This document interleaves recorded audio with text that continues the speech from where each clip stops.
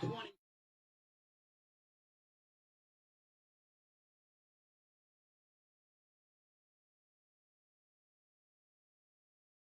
Hello, I'm John Udicek, president of Luzerne County Community College, title sponsor of the Friday Night Rivals football program. Fall Friday nights in northeastern Pennsylvania are about school pride, high school football, and celebrating our student scholar athletes. So sit back and enjoy the excitement. It's time for Luzerne County Community College's Friday Night Rivals.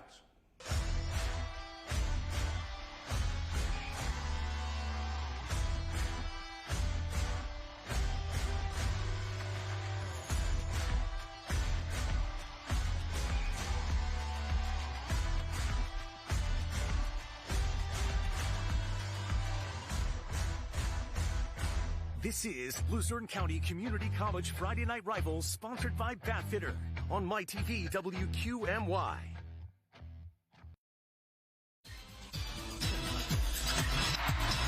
Welcome inside Charlie Trippy Stadium. We're in Yatesville, Luzerne County.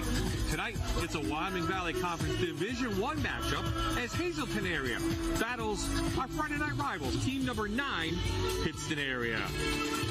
Pleasant good evening, everyone. I'm Bob Ide, and welcome to Week 8 already here on MyTV WQMY of high school football, brought to you by Luzerne County Community College. Joining me once again will be Vincent Goldschmidt on the sidelines, and my partner in the booth, former Tunkhannock area coach Jan Secek. And Jan, we're going to quickly run through the Wyoming Valley Conference Division I standings. And how quick? Well, Pittston area has beat everyone so far except Hazleton. If they win tonight, they'll win a division title for the first time since 2022, but that was Division II. So something to play for Pittston area. Let's move on to the Cougars. Just 1-6 coming in. New coach, Scott Sacco is the coach. New coach, he played it for Hazleton area back in the day. But they need a big night tonight for a sophomore. He's our figure law spotlight player, Xavier Heck. Xavier Heck, 5'6", 150 pounds. He's rushed for 786 yards this year, 5 touchdowns. He's got 102 yards receiving. He's got that quick twitch muscle that you need to get that spark going, to get that offense for the Cougars going tonight. Patriots having one of their greatest seasons maybe in a long time. Their only loss was to North Pocono in week number 2. They are on a roll. They have a brand new coach. Paul Russick moves over from Honesdale. He seemed to put this puzzle together. With 21 seniors on the team, we're going to see a lot tonight of the beast. He's our figure law spotlight player, Brody Spindler. The converted offensive lineman. His dream has come true. He's now the converted fullback, rushed for 561 yards this year. He's got 8 touchdowns, and then tackling-wise, he's got 56 solos. He is a beast on both sides of the ball, and that's why the Patriots have really been solid on both sides of the ball. He also likes to wrestle. We'll see him wrestle a lot of guys tonight. Let's go to our keys to the game, brought to you by Luzerne County Community College. First, for Hazleton area. Hazleton wants to try to establish that line of scrimmage, and they really want to limit the turnovers. They want to try to force some onto Pittston area. And Pittston, again, Coach Russick, very thorough. He's talked about both sides of controlling that line of scrimmage offensively and defensively, and he wants to get the turnovers also. So he's really worried about ball security and turnovers. Well, I think we're going to need jackets a little bit later on. It's going to be chilly, but it is a beautiful night for high school football. Let's check in now with the weather with meteorologist Brian Schrader. Hey everybody, week number 8 of Friday Night Rivals. Now, it's going to be another nice night. Yeah, you might have to put the shorts away, might have to grab a light jacket, but weather is going to be very nice. 53 degrees at kickoff, 49 degrees at halftime, 48 by the end of the game. Beautiful weather for tonight, but when are we talking about some rainfall in your Fox 56 forecast? I'll have that for you coming up tonight at 10. We'll see you then. Hazleton actually owns this series, but Pittston's area is trying to win a big one and win a Wyoming Valley Conference Division I title. The kickoff between Hazleton area and Pittston area is next.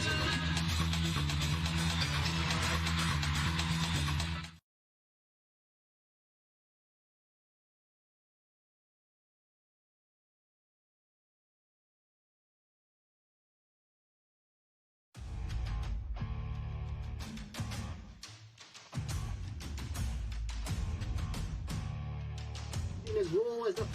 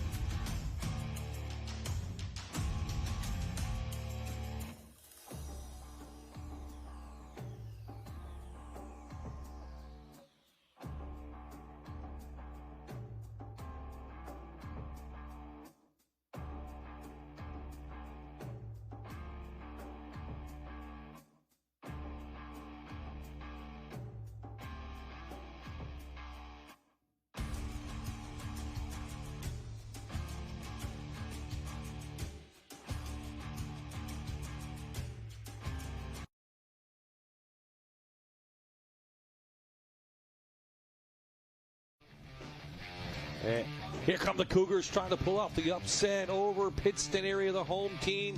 6-1 coming in, looking for a Division I title in the Wyoming Valley Conference. The third member of our crew, as I mentioned in pregame, is Vincent Goldschmidt. And Vince, quite a turnaround for Pittston area. Don't want to say it's the coach, but it could be a lot of Paul Russick.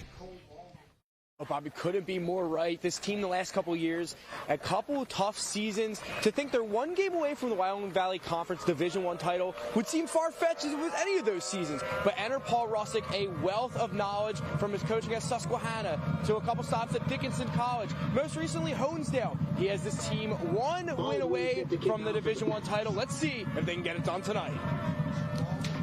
There is Paul. We've seen him at Honesdale, but he's got his alma mater ready to win their first title. Cole Baldwin tees it up. Hazleton won the toss. They want to receive. They will get the ball first. And we're all set to go here at Charlie Trippi Stadium in Yatesville. We are underway on senior night. Taken down by Gennaro. Pittston's right there. Gennaro tries to get some couple yards. Holds on to the ball, and Pittston will have Hazleton, the Cougars, have it at the 21-yard line. So we'll trot out our sophomore quarterback, J.J. Latigua, 5'10", 188 yards, coach. Kind of pressed into duty when they lost their starter. Yeah, absolutely. And when you got that kind of pressure put on you to try to steer the team, as a competitor, you're going to try to win the game. And I know Coach Sacco said to him, just manage the game. Let me call the plays, you execute them, and let's just play football. Got the shades going. Last week he had a good game, 4 of 977 yards in their loss to Crestwood. He threw a touchdown and interception. Let's see what they get things going. The sophomore is going to start back, and we already have a first penalty of the game, and that's one of the keys to the game for the Cougars. They have to cut down the penalties. When you can't run a play, pretty much a bad night already. It hurts right from the get start. You're 1st and 10. You're nervous. You know, you got your quarterback coming out for his second start, and then what happens? A penalty. And Bob, you said Coach Sacco really said he has to limit those mistakes and penalties. Well, Hazleton does average 17.2 points per game in this 128 on the ground, 85 through the air. Let's see what they can put together tonight. Quick little screen pass to the outside, about a yard gain on that. That was out to number 4, Aston Carlick, a senior. Watch how fast his release is. Boy, as soon as that ball's out, he gets it. It's gone. Big hit in there. Nice job by number 23. Doing a great job in there. That's Zach Ridgely from his defensive end spot who flexed out there once he read that screen. Carlick, a senior, 3 catches on the year. That's his 4th minimal gain. 2nd down now for this Hazleton area team. Coming off a 42-15 loss to the rival Crestwood last week at home. So Carlick next to Lantigua. Carlick gets the handoff. He comes up through. Nice gain of about 7 yards. It'll be third down and about 8. So here is the offense for Hazleton. We saw Latigua, actually the Carlick in the backfield, and Jackson Johnson. The wide receivers, Gennaro, watch out. He's a really good speedster, yep. And Lopez in there. And we have a change at the tight end. And then the up front coach, freshman on the left-hand side, but he's a big one, 6'4", 295, George Steele. And they average 248 pounds across the board, and they only have 2 seniors playing. Big rush, 3rd down. Latigua has room. He's got out there. He's into the open field. Jumps over the bench on the far sides, and it will move the change. A Keystone Container 1st down. And he goes up to, let's see where they mark it, right around the 35-yard line, maybe a little bit more than that, 39-yard line. So a 17-yard scamper for the sophomore. And you see that he has good protection. The offensive tackles did a nice job running the DNs upfield. That cup protection, and then he read that perfectly and went up there and got that key 1st down.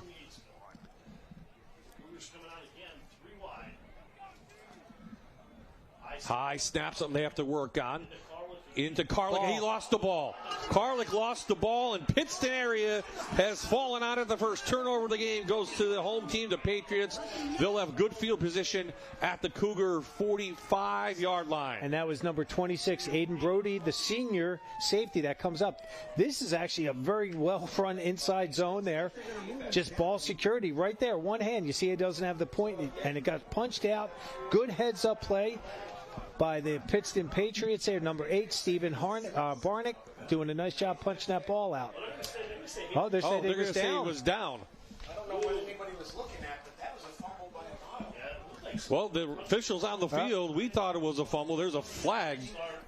And we saw the replay. Yeah. It was a fumble, right? Well, we saw and then last week we saw the quarterback's knee was down. They called it a fumble. So, well, someone missed that in the middle there with this Wyoming Valley Conference crew. So when Hazleton lines up after that gain, they're going to be backed up now 5, another penalty, so make it 2nd down and long. So 2nd and 11, and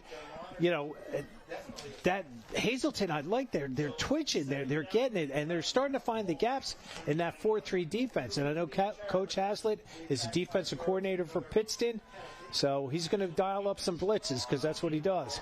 Antigua back, trying to come back to the near side. He gets it to Gennaro, and Gennaro knocked down quickly. Actually going to lose a couple yards. Good play on the outside by Stephen Barnick, the senior.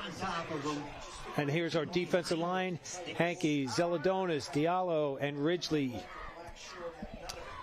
Then the linebackers, and we talked about Spindler in the middle with our Savage on the outside, and then the secondary will be Lepresto, Brody, Barnick, and Blackshear. Very senior-oriented team. We talked about senior night, 21 seniors on this Pittston area team, and you can tell that by the way they've been playing this year, especially on the defensive side. A lot of experience, and we got a timeout on the field already from the Cougars. We got an early so timeout. Coach Sacco wants to talk this one over with his team, and it's already 3rd down and long in this one. A fumble before this was not called, so Pittston area now wants to hold on defense during this timeout. The band. Right now, that's Coach Hazlitt right in the center. He's the defensive coordinator. He was former head coach here. He was a former head coach at Northwestern. He came over from the western part of the state, and he's just got a nice track record of winning, and he does a nice job here. He told me Coach Russick made him an offer he couldn't refuse, so that's why he's back. Seen a lot of defense coming in, giving up 21 points per game. They're a little susceptible to the run. 221 yards per game given up by this Patriot defense coming in. 273 total. And again, last week they won a nice game over Wilkes-Barre, 31-24, right here at Charlie Trippi Stadium. And there is Coach Sacco, first season with the team. Former player with the Cougars as well. Looking at trying to get his team, after a couple of positive plays, but a couple penalties now have negated those. And that little screen pass didn't really work, so 3rd and long now facing Antigua. Well, you saw how fast the secondary is for Pittston, that they shut that screen down super quick and actually dropped them for a 5-yard loss. Yeah, 2 safety deep for Pittston, right about the 45-yard line. So this will be a tough play for the Cougars to get it on 3rd down and long. Antigua, he's just going to pull it down, looks for a block, gets to the outside. Spindler pushes him out right around the 40-yard line, but he's going to be well short of the 1st down. So we'll see the punt team for the Cougars, and that should be Terse coming in to punt this one away. Well, and I'll tell you what, for a guy that coming in off really his 2nd game playing quarterback, he really looks like a seasoned veteran back there. Sets up quickly, gets the ball out as soon as the ball's in his hands, but the pressure from the inside flushed him out. So Karlik will do the kicking, number 4. Good snap, and there's a rush on the outside. Not sure if it was tipped. Lepresto down, picks it up at the 20. Lepresto has a lot of speed. Going to come back to the other side, trying to get some blocks. And Lepresto brings it up to around the 39-yard line, and that's where Pittston area and this talented offense will come in. Paulie Ferrantino coming in, leading the way this year. Kind of a manager, has good yardage and 5 interceptions. He does. 12 touchdowns, though. And what he's done, though, for the Patriots this year, he sets it up and he throws this really nice ball for the receivers to be successful. When you have a running back like Bruiser, like Spindler back there, it makes your life as a quarterback so much easier, especially like with Lepresto, his talents on the outside. Spindler up the middle. Spindler tough to take down, and already Brody Spindler up for a Keystone Container first down right to midfield to move the chains. Well, Brody Spindler spins for that first down there. Watch the contact that is made right in here, right there. Spins, and again, he's a lot of running back. 220 pounds, a wrestler who's used to physical contact, so he's not going to shy away from it. And, Coach, looks who's in the backfield. Number 90, Jalen Hart is in the backfield. He's a defensive lineman, tight end, 6'2", 240, leading the way. They fake it. Ferrantino to the outside, and it's going to be caught out of bounds. Good pressure put on by the Cougars that time, trying to hit Barnick out there, and it goes incomplete. Well, they were trying, I think on that play, honestly, that was setting up for something later on. Yeah, the big guy came in. They're thinking they're going to run a power ISO with him, and they end up doing a naked bootleg out there. Okay, kind of going a NASCAR offense here now for this Patriot team. Scoring 47 points per game coming in. 227 on the ground, 116 through the air. An impressive 344 total yards per game. Ferrantino out quickly to Lepresto and loses his footing, a gain of 5. So let's take a look at this offense brought to you by Bathfitter. We've talked about a very good offense. Ferrantino, the other Ferrantino was supposed to start. He did it. We saw number 90. Spindler, again, already has a carry. Good, impressive bunch of receivers. And up front, this is where it's win and loss. And, boy, they got a big senior class and a big offensive line. That's a nice luxury to have 5 seniors playing across that offensive line for you. They average 250 pounds across the board.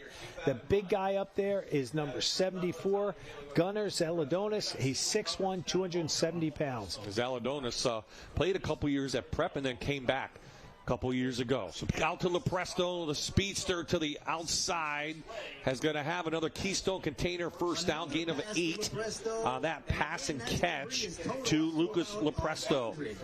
So Lepresto now with that catch.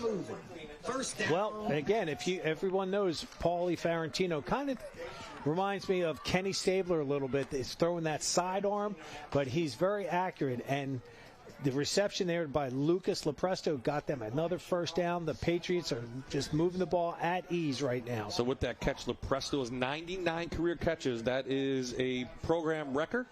Kevin Krawczyk had the record before this, class of 2018. So he's the 99th catch on the year. So timeout Pittston, and they didn't like something. Maybe I think the clock was not reset. So let's take a look at this Cougar defense real quickly while we have another timeout on the field. Unimoda, Vasquez, and then Steele up front. 4 linebackers, so they run a 4-4, Bacon, Johnson, Heller, and Heck. And then the secondary, Gennaro going to lead the way back there, the senior safety coming in to help this team. That defensive line averages 227 pounds versus the 250 pounds of the Pittston Patriots. So they've got their work cut out for them. They're going to have to really maintain their gap responsibilities. They can't get pushed downfield into those linebackers. So it's going to be a challenge for that defensive line to try to reestablish themselves in terms of make their linebackers be able to flow and make the plays. So that's one of 3 records that Lucas Lepresto could break tonight. Well, he can break the career receiving yards with 107. So Paul Russick is aware of that, but he's got 3 more games to do that, including one next week at Wallenpaupack. And if you talk to Lucas Lepresto, he's not worried about that. He's worried about this win, trying to get this win against a tough Hazleton team that they've really struggled with over the last few years. 1st and 10. So Spindler switches to the other side. Jude Ferrantino off the left-hand side with some big blockers in front. They give the Jude And Vasquez Ferrantino comes in, makes a nice play. Just a 2-yard gain on that. Yard and a half. Joel Vasquez, 6 foot, 262-pound junior, defensive tackle. Did a great job in there maintaining the line of scrimmage, and he drops him right there for a short gain. Yeah, Coach, you talked about this series. Hazleton has a 23-15 advantage in the series. The last time Pittston area beat Hazleton was 2014. Wow. Now, they didn't play it a couple years because Pittston area did go down to Division II. But 2014 since the Patriots have beaten the Cougars. Good rush. Gets it out to Lepresto, though. Lepresto with a nice catch. Good move. Still on his feet on the outside. Ferrantino stays in there, takes a big hit. And he's going to put in about a 14-yard gain to Lepresto. But how about Ferrantino to get that one away with net steal in his face? Wow. I mean, naked bootleg here. And what that means is he has no blockers. And he just had pressure right in his face. And this is where you have that chemistry about having a senior and a junior quarterback that have worked together for the last 2 years. So Lepresto with a couple catches. That's 28 on the year. We're just around 390 yards, 5 touchdowns on the season. He also runs the ball a lot. And Lepresto against Valley West this year, 197 yards and 3 touchdowns. So a little pitch inside to Lepresto again, trying to get their speedster the ball. They give to Lepresto. And he'll bring it inside the 20 to about the 18-yard line. Watch this, how he just all of a sudden he stops and goes, whoop, whoop, whoop, and then he keeps that going. What a great burst. And that's what Coach Hazleton and Coach Russick said about this young man. You can't coach that. That's just a natural-born ability he has, that he can read that, stop and go, and get a great burst. Pittston area in the Santarelli and Sons red zone for the first time tonight. Their first possession. We're scoreless, under 5 minutes to play here in the first quarter. Spindler up the middle. One Hazleton player got a hand on him, but that's not going to bring down the big Spindler. And he's up near the line to gain, about a yard short, so give him 5. Well, there was linebacker Connor Bacon in there that comes up. He's trying to get him down. Number 4 was in there trying to strip the ball. I mean, there's just a host of Cougars trying to take care of him. And the way that you do that with a big running back is you got to wrap his legs up. Easier said than done, especially with a young man like Brody Spindler that is an accomplished wrestler.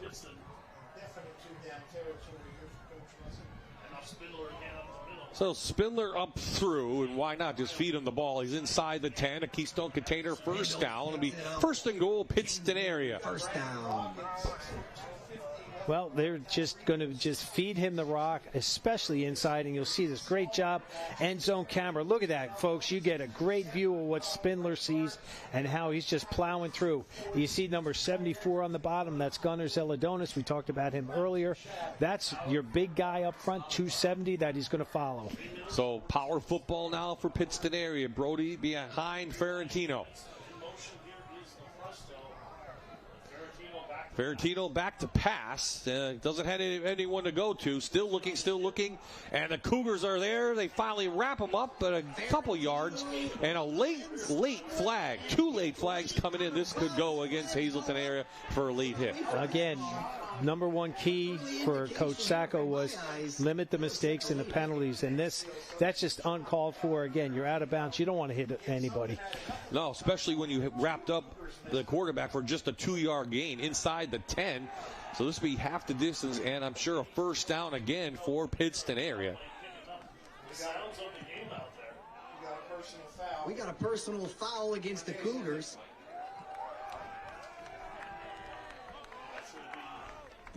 You'll see it right in here. Does a nice job eluding. Again, he slips off one. Another one miss. That's 2 misses.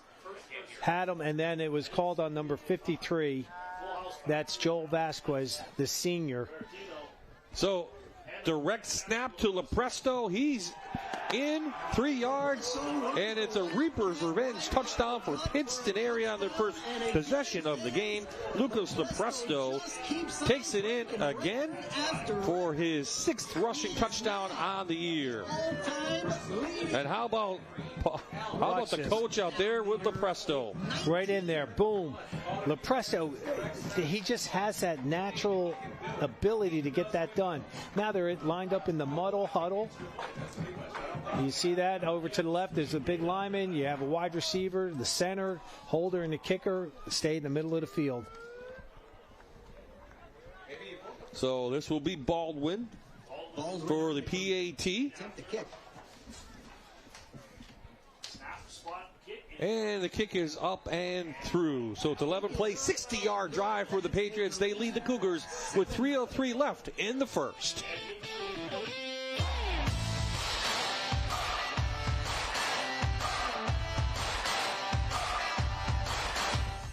You're watching the Luzerne County Community College Friday Night Rivals, sponsored by Bathfitter on MyTV WQMY.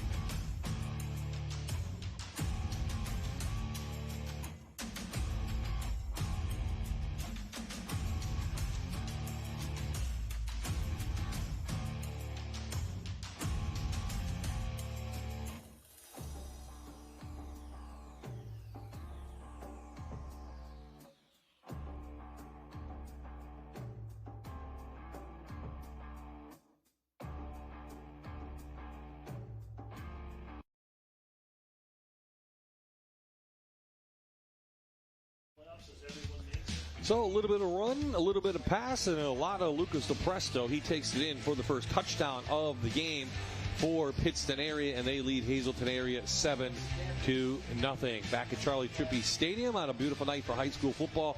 Glad you could join us here on MyTV WQMY. So Baldwin has it teed up again, and it's a little line drive kick taken by one of the upmen. We'll get a number. That's number 3, Connor Bacon, loses the ball. And another mistake and another problem for Hazleton, and they're still fighting for it. This one's pretty obvious. And it's going to be Pittston area ball. So another costly turnover for the Patriots. This one inside Cougar territory, just outside the 30-yard line. You'll see right here, he comes up, he's got a little bit of a lane right there, an opening. He's going to the outside, and right there the ball gets pulled out by number 14. Great job, heads up. 28 lands on it, but no, then 14 jumps on it trying to get it. There's a little scrum right there. Number 14 is Victor Narsavich, doing a great heads up play there for the Patriots. 1st and 10 pass. Pittston area again trying to add on. They're going to try to do a deep. Ferrantino's pass is a little wobbly. Lepresto is fighting down for it with the Gennaro, and the flag comes in too. So was it a catch and a flag, or just a flag and incomplete pass? Wow. Trying to. We had to come back for the ball. The ball was fluttering. Yes. Let's see if the crew is deciding. Mike, did you get to see anything on that one? Here we go. Pass interference. Pass interference against Hazleton. Going to be incomplete because they're going to rule it a complete pass. They declined it. Yeah. If they declined it, it's a complete pass. Here is the replay. Again, this is what you want to do. You got a team on their heels. You just had a big turnover. Great concentration. Look at this. Wow, great camera work. Yes, that ball never touched the ground. Holy smokes, great concentration. Wow, Lucas Lepresto showing why he's one of the best wide receivers in all of District 2. First and goal now, Pittston area giving it a big guy, the beast. Brody Spindler takes it in as a Reaper's Revenge touchdown, and within 1 minute of play, Pittston area has upped their lead now to 13-0. Spindler just manhandled it in there. What a beast. Inside, ISO play. I think Coach Russick calls that the diesel. And it looks like a Big Mac truck in there. Oh, it's a Mac attack. Spindler takes it in. His first touchdown of the night. Pittston area making it look easy. The Cougars not helping them with the turnovers. So Spindler, his 9th touchdown of the season on the ground. He might give that tonight. Baldwin on to attempt. So just like that, Baldwin is on for the 2nd straight PAT. It is up and through. And this Pittston area team looking for win number 7 with 2:21 left in the first, leads 14-0, Coach.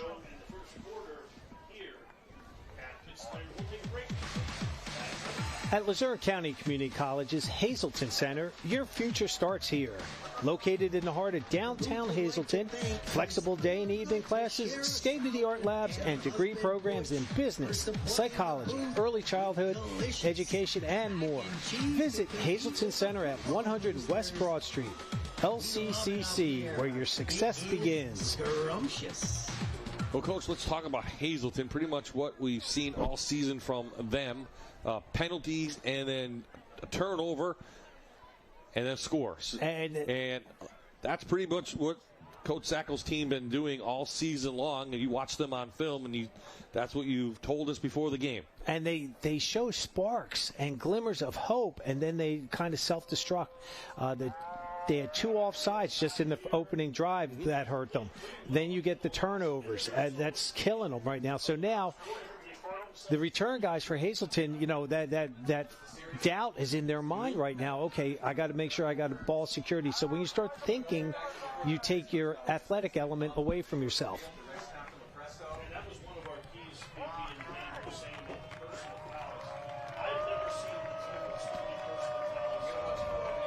So Baldwin now has this one teed up, and let's see if Hazleton area can keep possession. It's been a while since they have had the ball, a minute. But that could be a lifetime for some of them. Well, and actually, it goes further than that because Pittston area did go 11 plays, 60 yards. And now the ensuing kickoff, they fumbled. So this one's a little bit deeper. Heck lets it go by him, and it rolls into the end zone. Probably a break for Hazleton area, and they'll bring the ball up to the 20-yard line. Well, again, now they're starting at the 20. Hopefully they're breathing. They've got to relax and just start playing some football.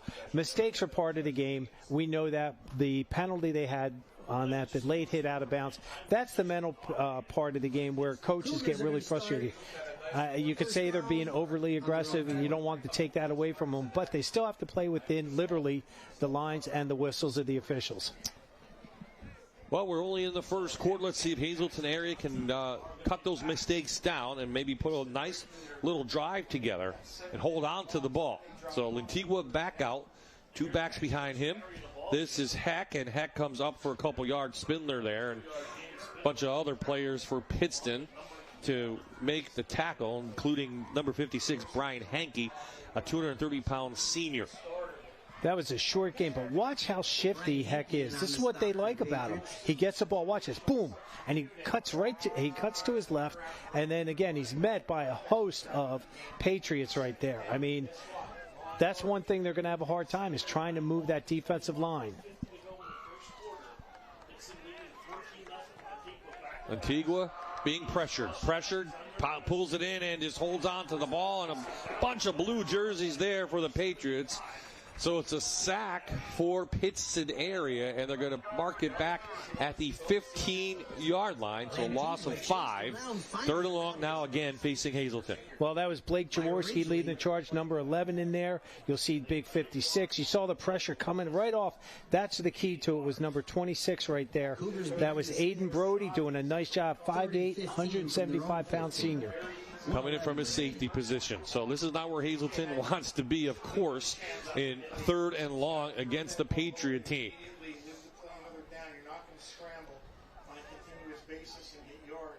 Pittston showing the blitz. Their safeties are deep. And look at their defensive line. They have one down lineman. Again, no reason for that whatsoever. So that time, the penalty is going to back up Hazleton 5 more, and that is a delay of game. Flags on the play. And that was I would venture to say that's the quarterback going, wait a second, where's the rest of the defense right now? They only had one down lineman, and that was over the center. So Coach Hazleton looks like he went to a 3-3-5 for this series because he knows it's a long, 3rd and 20. So Hazleton comes out next to Lantigua. 2 sophomores back there are going to try to get the ball quickly, and it's almost intercepted. Lopez, the intended receiver, did he catch that?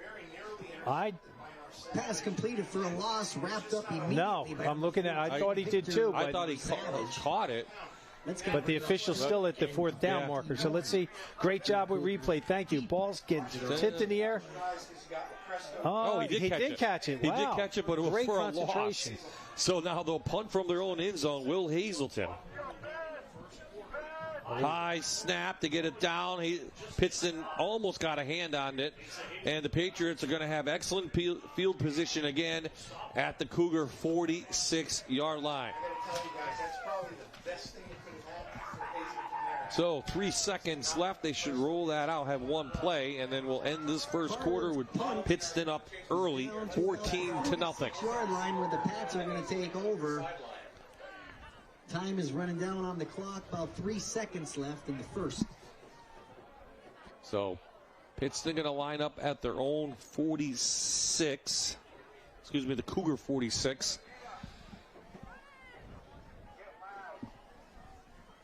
Come out quickly, and let's see what Paul Russick has in store for this possession with his team up 14 already. 3 seconds to go to the first quarter. Ferrantino back out to Lepresto. Lepresto doesn't get a block. Good job on the outside by number 5, Logan Gennaro, one of their best defensive players. Makes a big play. No gain on the play, and that will take us to quarter number 2. It's been all Patriots here at home, 14-0.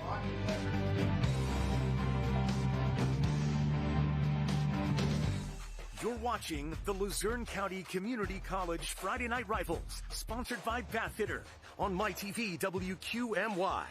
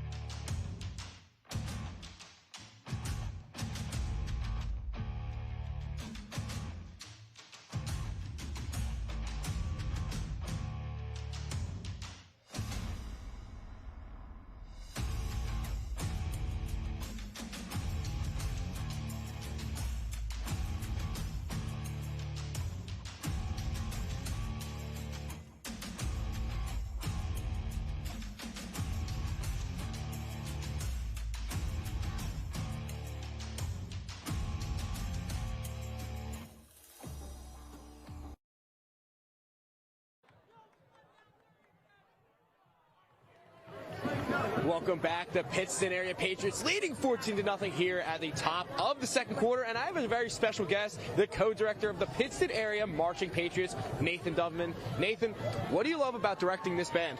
I love the new experiences every single day. You know, you go through teaching these kids, they get better every single rehearsal. And at the end of it, you celebrate with this one big championships. You mentioned championships. You guys have an action-packed November. Tell us a little bit about what's going on in November for you guys. Yeah, so our normal competition season is within a cavalcade of bands. That championship finishes up on November 1st. And then we actually go to a national championship in Indianapolis under the Bands of America circuit. All right, well, it's time for the Dr. Todd Smalkin. Show him why you should win a championship. Yeah, you got it.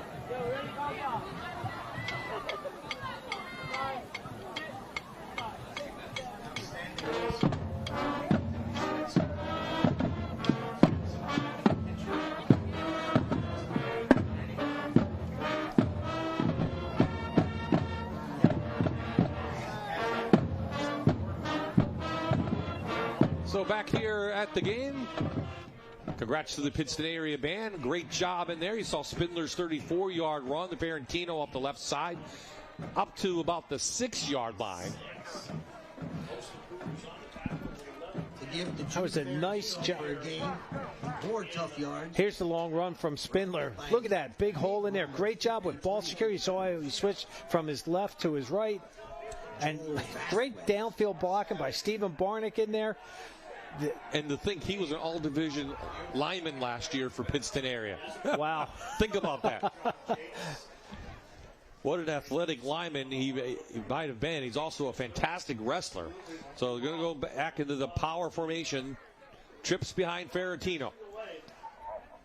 They're going to fake it. Ferentino's going to try to pass it into the end zone. He's in for the touchdown. And a touchdown, a Reaper's Revenge touchdown for John Jadis, the junior, his third of the season. Good catch by the big tight end. That was a nice, I'll tell you, gutsy call. They like that naked bootleg. Again, you'll see the quarterback will fake it here, and then he rolls to his right, and you got two guys right in your face, and wow, again, he threw it to where the guy had coverage on him one-on-one. That was good coverage by number 5 there, Logan Gennaro, but again, Logan's only 5'9" versus 6'3", so big height advantage for Pittston. Yeah, he caught it right on the end zone line, and he took it right in. So Baldwin in for another PAT. His third of the game is up and through. And the Patriots lead the Cougars now 21-0. Cougars 0. So 4-play, 46-yard drive. Short one there, and Pittston area is now up 21-0.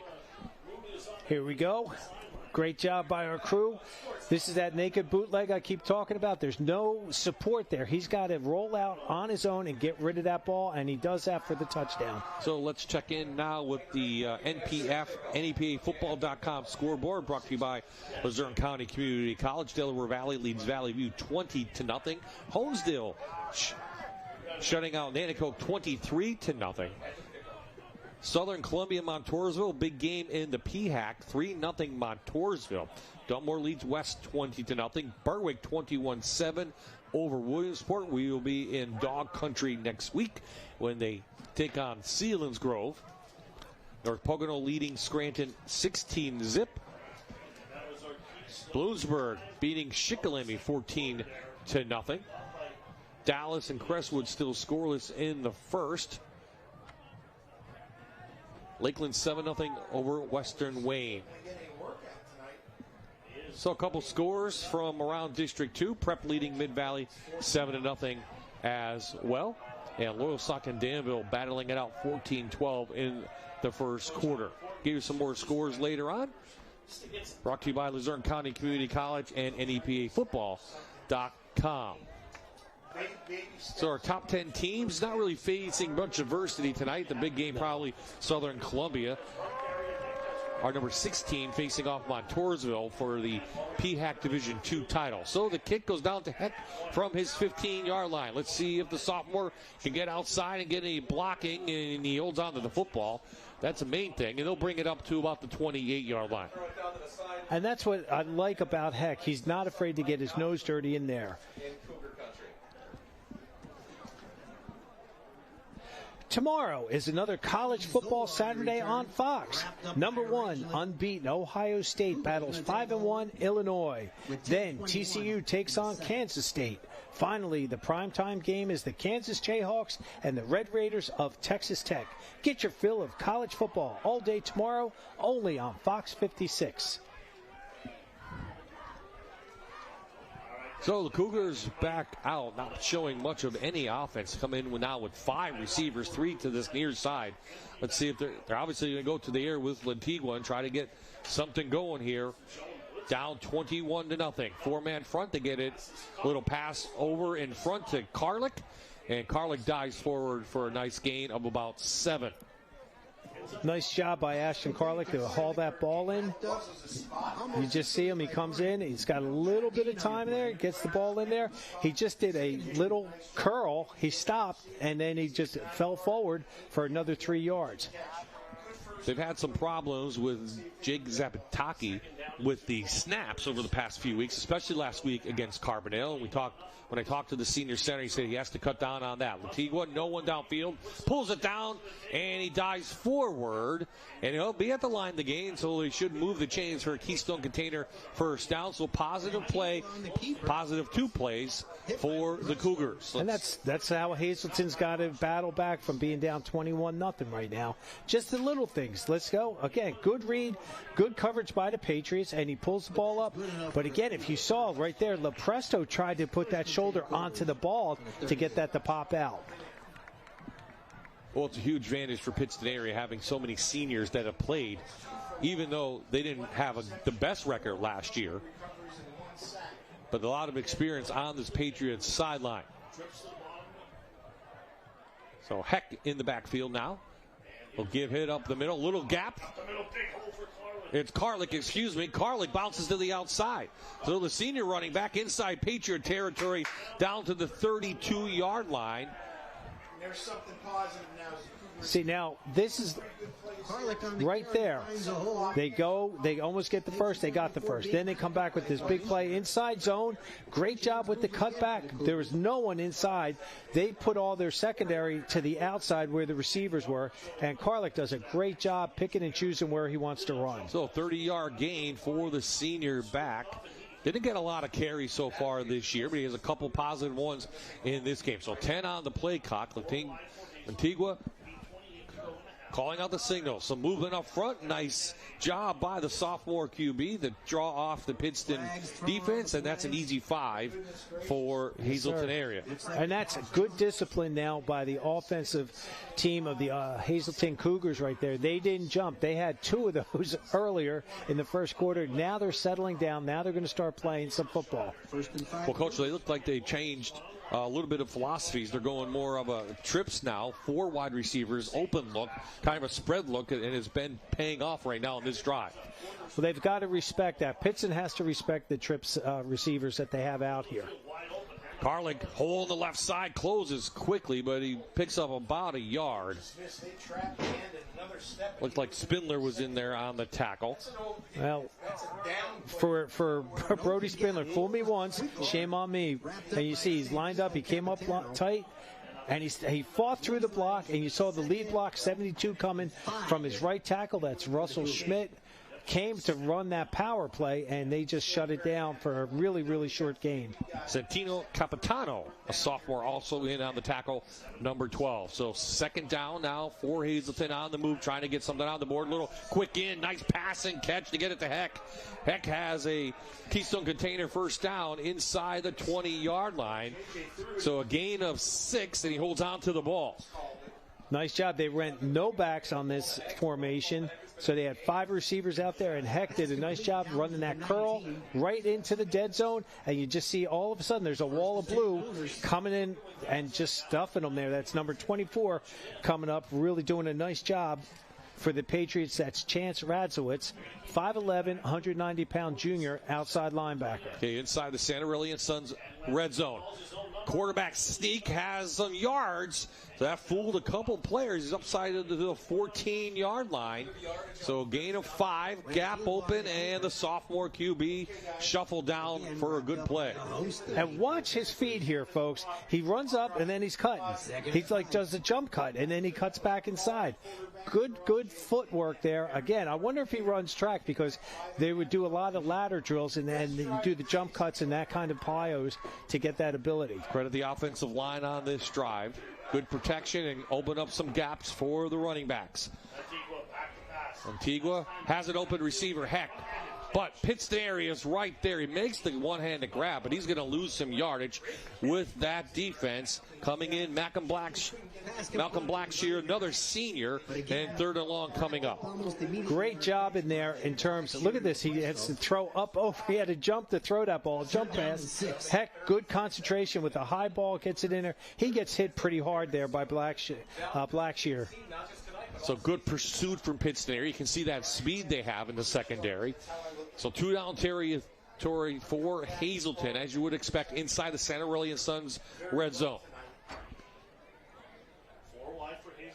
4 receivers. The outside blitz comes. Litigua throws it up for grabs, and it's caught.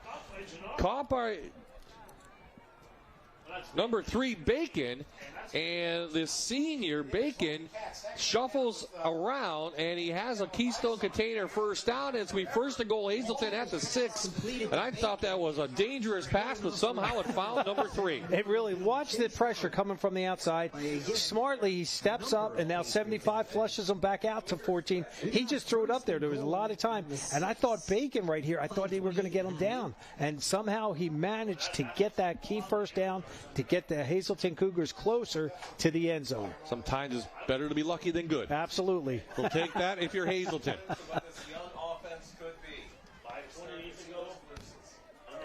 So it's going to be a snap to the quarterback. He brings it up. You can see how Pittston area is coached.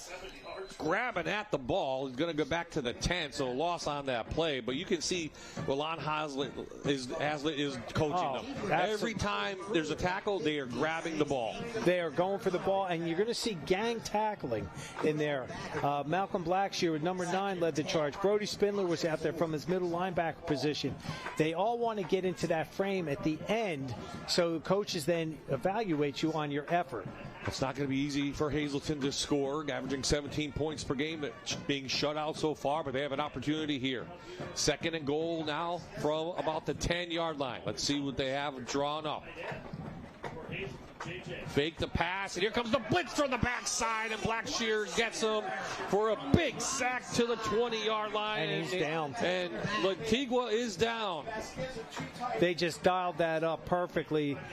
Coming in, they were trying to get that. Let's see what happened. Oh, he landed on the ball. Probably had the wind knocked out of him. Well, remember, he was knocked back a couple weeks ago, and Gennaro had to play quarterback, and he hasn't played quarterback ever. So it looks like we may see Logan again coming up on third down. As you can see, the sophomore QB is down. So here's what Hazleton has faced this year and what they'll face coming up. They'll end with Dallas and Abbey tonight. It's 2 hard games, but they will be at home, and it's been a tough one. Their only win over West Scranton this year, 40-0. And again, Valley West has been showing glimmers of hope, and they played them tough. I mean, there's not really too many games they've gotten blown out. I mean, Nazareth is a powerhouse from District 11. We know that. But coming up now, they've got Dallas. You know, Coach Manello, he always does a good job. They're having a down year, and Abington Heights is really, really tough. And he's up. Number 15 is coming off on his own accord. That's a great sign for the Hazleton Cougars. He's holding that left arm. You said he landed on the football. I think he landed on that left shoulder well. Yeah, I just saw the football down in his stomach region. So let's see who's going to play quarterback now. And this is not what Scott Sacco had in mind tonight. You'll see the blitz from the backside. Here we go. Again, they went with the funky formation to try to get them to think they were running power. Yeah. So do we see Gennaro or Arroyo? Bob, like you said, to your point, he did. He landed on his left elbow, and then it rolled, like all the weight went onto that left elbow, and it rolled forward.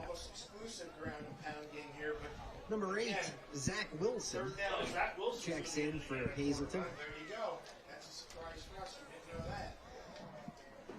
Yep, number 8, Bob. Zach Wilson is in. Cougars. A 5'11", 150-pound junior. We'll take a quick timeout here. Hazleton trying to get something on the board. 4:29 left in the half.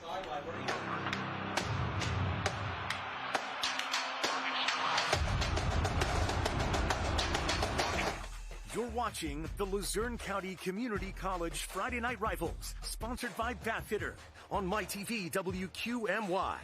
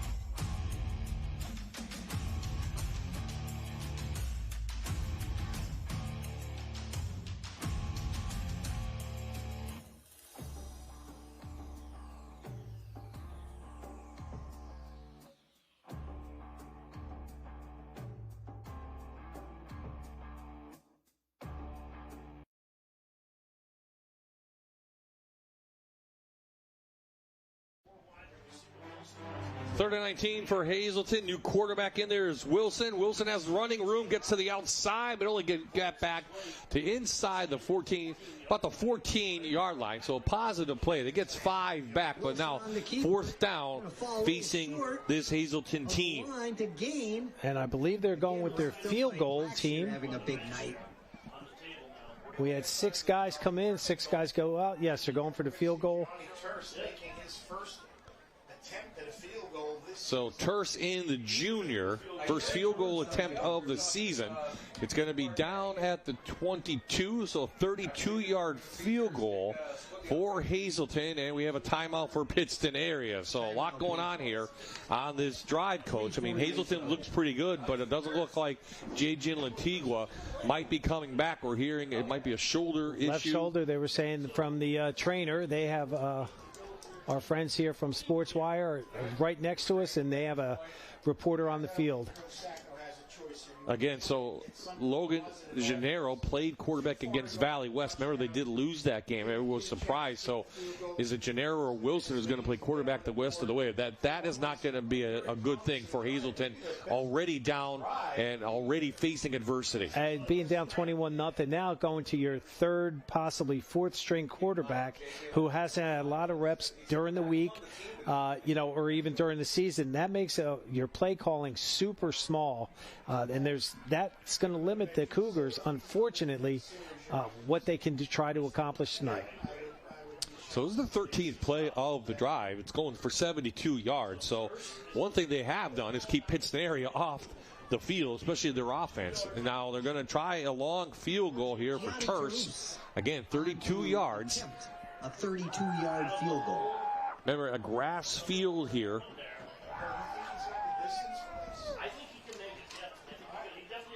Holder is Justin Welch, a sophomore. And it's on the right hash, Coach, so he's got to go across the field, right? He's got to hook it a little bit. Correct, and there's not a whole, the wind he's got the wind going with him. I'm looking at the Stars and Stripes blowing from Pistons sideline. Good snap, good hold, and the kick is wide left, and it's not going to have the distance. So a little bit short. Good try for Terse, but the 13-play, 72-yard drive for Hazleton falls short, and it remains a 21-0 game with Pittston area. And you see the time left, 3:40 left, 8 left in the half, and a lot of time for this Patriot team to get more points on the board. Well, and that's not what they want to do right now, the Cougars, because the Patriots get the ball to start the second half. So Pittston puts one in now, and then they're going to be charged up coming out at halftime, being senior night. The seniors are going to have a little bit of extra to play for. No, they already can capture a Division I title, first in over 20 years, as we can gather. So they're going to put the ball on the other hash now as they switch sides of the field. And becomes Pittston area ball. So will be Ferrantino still at the quarterback. Next to him is his brother Jude. He's a junior. Waiting for the signal from Coach. Getting that play in late. Ferrantino back, has pressure on it in his face, and almost in and out of the hands of Spindler, and almost picked off by Karlik, and that would have been a huge break for Hazleton, but nice pressure at least being put on from the backside. From the backside pressure, it's right in his face. They go with the fake RPO, and again, nice read with that. He squeezed down looking for the ball carrier, and then again, Karlik, good job covering on Brody, Spindler, and the ball was just thrown too high. So trips now to the near side. Hazleton with a safety covering that, so there's an opportunity here for Pittston area. Spindler shifts to the left side of Ferrantino. Fake it and go back out to Lepresto. Lepresto gets it, but a great play by Karlik. Nice play by him. He ran right in on that defensive side and makes a great stop as senior. They just go with that quick out. What a wonderful job with the tackling. Great technique there. And again, you look at the team and you say they're 1-6. The guys are going to give up easy. Karlik is like a senior leader out there saying, no, he's playing harder than I've ever seen him play. Well, honestly, we've seen the best two plays, a nice long drive for Hazleton's offense, Yes. and now the defense with two nice plays, and they actually could get the ball back and stop Pittston area here. 3rd and long now, facing the Patriots. Time for Ferrantino, up over the middle, it's overthrown, looking for his big tight end. Jadis down there, and they're going to be forced to punt. So great job by the Cougars in the last 6 minutes or so of this game. And it was 3:48, so they did a great job stopping them, forcing the Patriots to punt. And they could get good field position as... Well, we know Heck's going to be the returner, and he's got great footwork and speed. They just got to hold him up at the line. I think that's maybe what Coach Sacco is going to do. He's going to put, he's got 8 guys up to front. Tallarico's the punter, 38-yard average, and flag on the play. We have a flag down. Hazleton's got 12 men on the field, I believe. Looks like there's about... So is this too many men on the field for one side or the other? Yeah, there are 12 guys out there. In white? Yes. Extra Illegal lineman. substitution. Is currently counting. Well, hey, you want to block it? Why not bring an extra guy in, right? Well, I was going to say, I'm sure Coach Sacco said, let's do a hold. And what that means is you tell your 7 guys up front, you're going to hold your offensive lineman, keep them there. We want to be able to get a good return. Well, luckily for Hazleton, it was 3rd and 12, and it's just 5 yards. So Pittston's going to still leave their punter team out there, Tallarico. Nice high spiral kick. Heck comes up from his 35. Has running room, picks up a block. Past midfield, and Hayes holds on to the ball. That's the most important thing. And Hazleton will have it actually at the Pittston area 46-yard line, their best field position to start a drive, and plenty of time left on the clock. Another lethal weapon punt. Very valuable to the Pats. So here's what's coming up at the halftime. Brought to you by Manuka Subaru. We'll showcase Luzerne County Community College that have offices in Pittston and in Hazleton. We'll have a check presentation. Jan and I, that's me and you. That's us. So you have to stay. That's us. We'll have highlights and some stats, and of course we'll have national highlights. And we should have time tonight to go through some District 2 standings. Hey, Coach, look who's back in the game. So whatever it was, the sophomore, J.J. Lantigua, back into the game after being injured on the last series. Only misses a couple plays. His defense holds, and he has the ball back. The inside handoff to Karlik. And Karlik, a nice hole. He gains about 7 inside the 40. And we saw number 14 right there, Victor Narsavage, come up a little gingerly after this. Great job by Karlik. Again, their offensive line's doing a nice job opening up those holes. You'll see Karlik, or number 14, right there, coming up a little slow. There's Savage. Yep. Victor, the junior, 5'8", 195. Well, let's see what Lantigua, if he'll put the ball up or not, or just give it back to Karlik on a run. Same play, left side. He gets a block and pushes forward. Going to be short of the line to gain by a yard.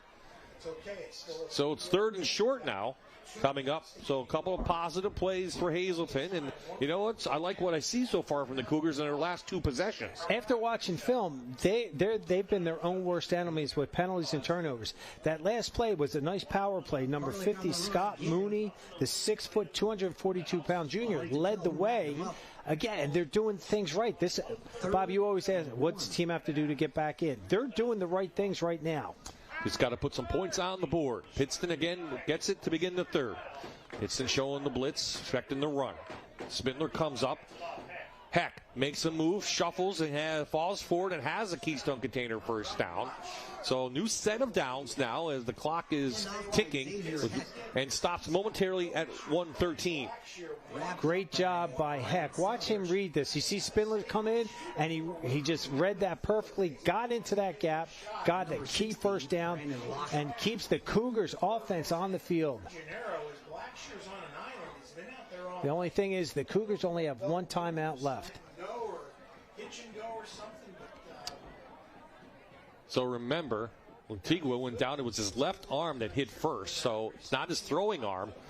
Just remember that. So shouldn't have any problem throwing. So no one in the backfield to protect them. Let's see if this offensive line And another play, did they reset it correctly? That's the question. The clock runs out. And they called it. But Lantigo he's questioning. He's like, what's going on? There's something. He's got to be aware. There's only 36 seconds left in the half. They lost a lot of time on it. 36 seconds left to go in the half. Growing pains for young offense, but you have. And that was an opportunity. At least maybe you should have called a timeout. Well, that would have been their final. But but I still, mean, this is to stop the clock. So it's 1st and 15. Antigua back, surveying, can't find anybody. Try to get a block and gets out of bounds. Positive yards, though, but just 28 ticks left in this half. Again, great. Give Coach Hazlett's defense kudos. Their secondary, great job with coverage, and it forced him to run the ball. He was smart enough, got out of bounds. His feet look good. I know he's. They did a Mr. Miyagi on his left shoulder. They did something, right? To get him going back out there. Remember, Hazleton has owned this series, including a win last year at home, 20-14. But Pittston area, 21-0 lead, trying to break that streak. Just a 3-man rush on 2nd down over the middle. They connect. Good connects to Heck. Heck down inside the 20-yard line. They got to either call a timeout or spike it. Well, clock stops momentarily. Yeah, until they get those chains set. Down inside the 20 to the 18-yard line. And the clock's running. Do you call timeout? You got to get going. Get underneath. Come on. I'm surprised they didn't take the timeout there. Got to go towards the end zone into double coverage, and it's intercepted. Blackshear made an easy turnaround interception. It was right in his face, and I think you should have called timeout and reset instead of rushing a young quarterback. Again, you had plenty of time. Call the timeout. Call 2 plays. Yeah. That you saw the kids felt they were under duress right there. They were rushing, trying to get the formation set. And you'll see right here, great job with the replay. Thank you, guys. This was That's the play before. To Heck. And he's... pun intended, he's a heck of a football player. Okay, here's this interception from the backside. Trying to force that in there with double coverage. Ball was underthrown, perfectly placed for Blackshear to get that INT to end the first half. Yeah, we got 3 seconds left. Pittston just has to take a knee or try something to send it down. And surprising, Coach Sacco didn't take that last time out just to calm his team down, as you said. So Hazleton area will go in with 2 late opportunities in this game inside the red zone, and they couldn't convert. And Pittston looks like they're going to try to go downtown.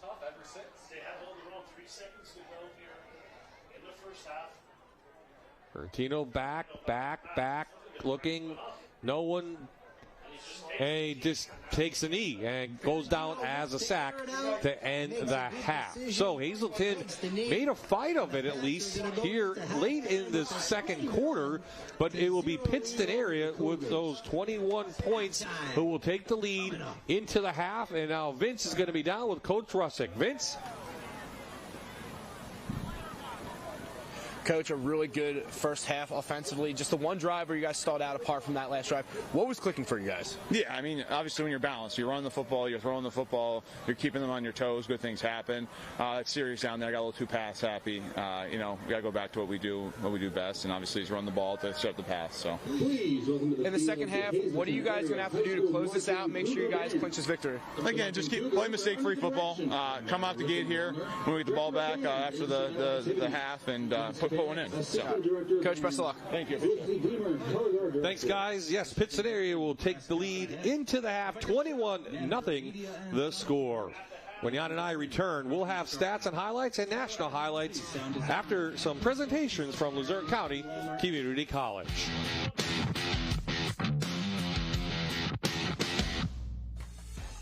You're watching the Luzerne County Community College Friday Night Rivals, sponsored by Bathfitter on MyTV WQMY.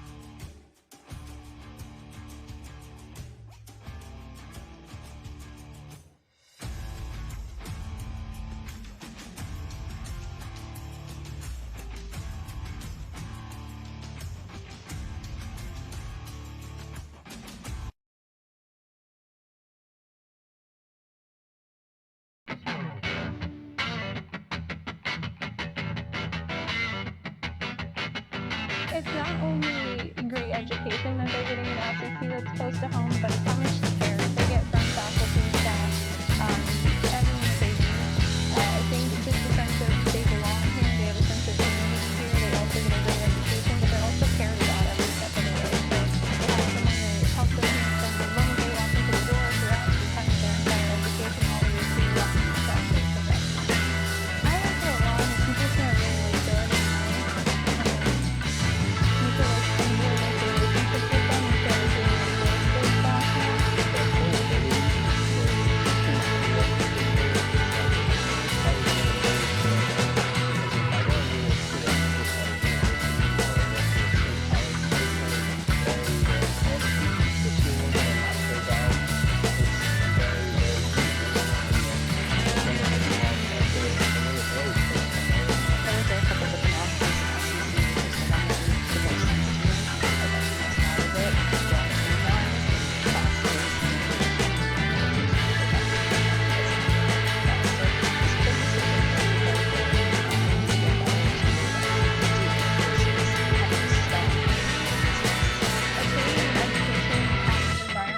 Close to home where you can learn, whether it's just to get better knowledge on something that you're interested in, or earn a degree where you can better your life or take the next step forward.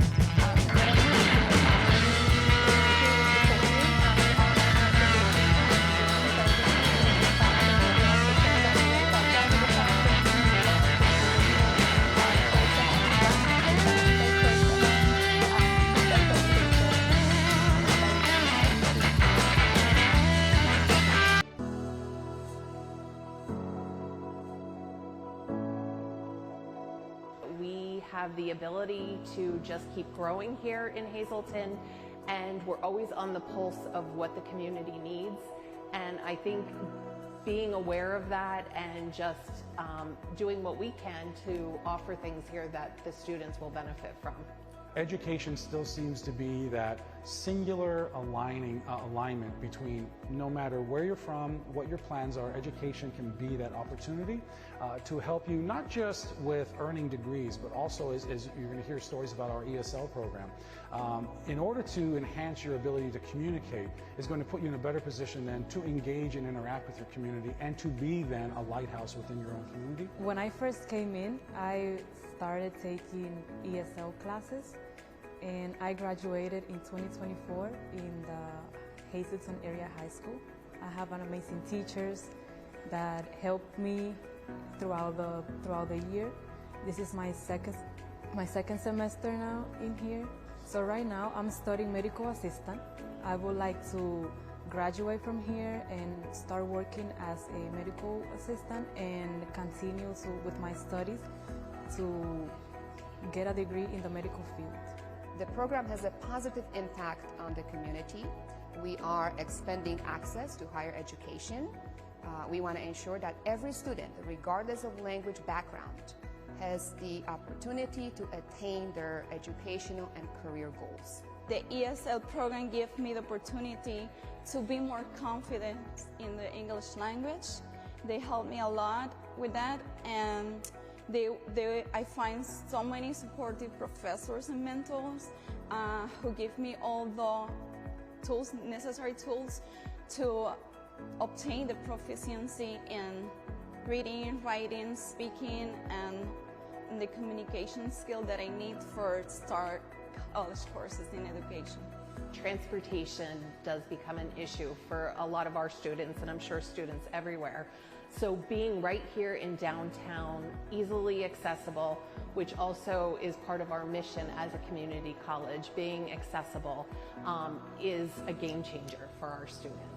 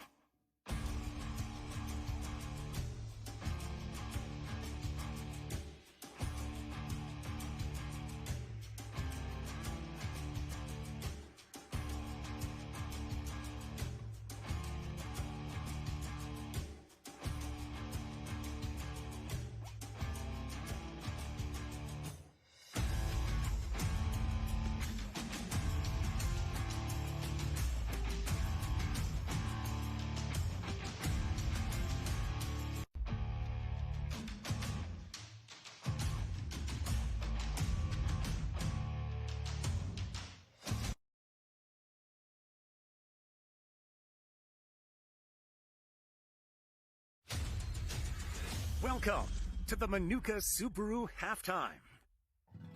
Hi, I'm Toby with NEPA Builders. Thanks for watching the game at home and listening to our message. We wanted to tell you about our Raising the Roof program. It's a partnership with Fox 56, 84 Lumber Company, and NEPA Builders to replace the roof for a family in need. Our Raising the Roof program is something that we came up with to support our community in a way that only a builder could. We believe that businesses have a responsibility to support their community the same way that they support us.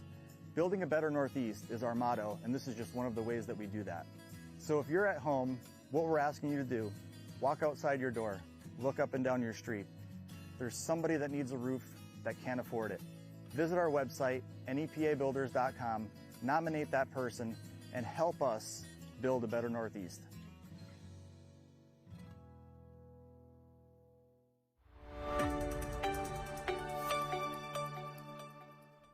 Hello, I'm John Yadicek, president of Luzerne County Community College, proud title sponsor of the Friday Night Rivals football program. We want to thank the local communities, schools, and the student athletes who make high school football such a special tradition here in northeastern Pennsylvania. At Luzerne County Community College, we believe in the power of education, teamwork, and community. That's why we're so proud to support the Friday Night Football program and to donate $250 to tonight's homeschool.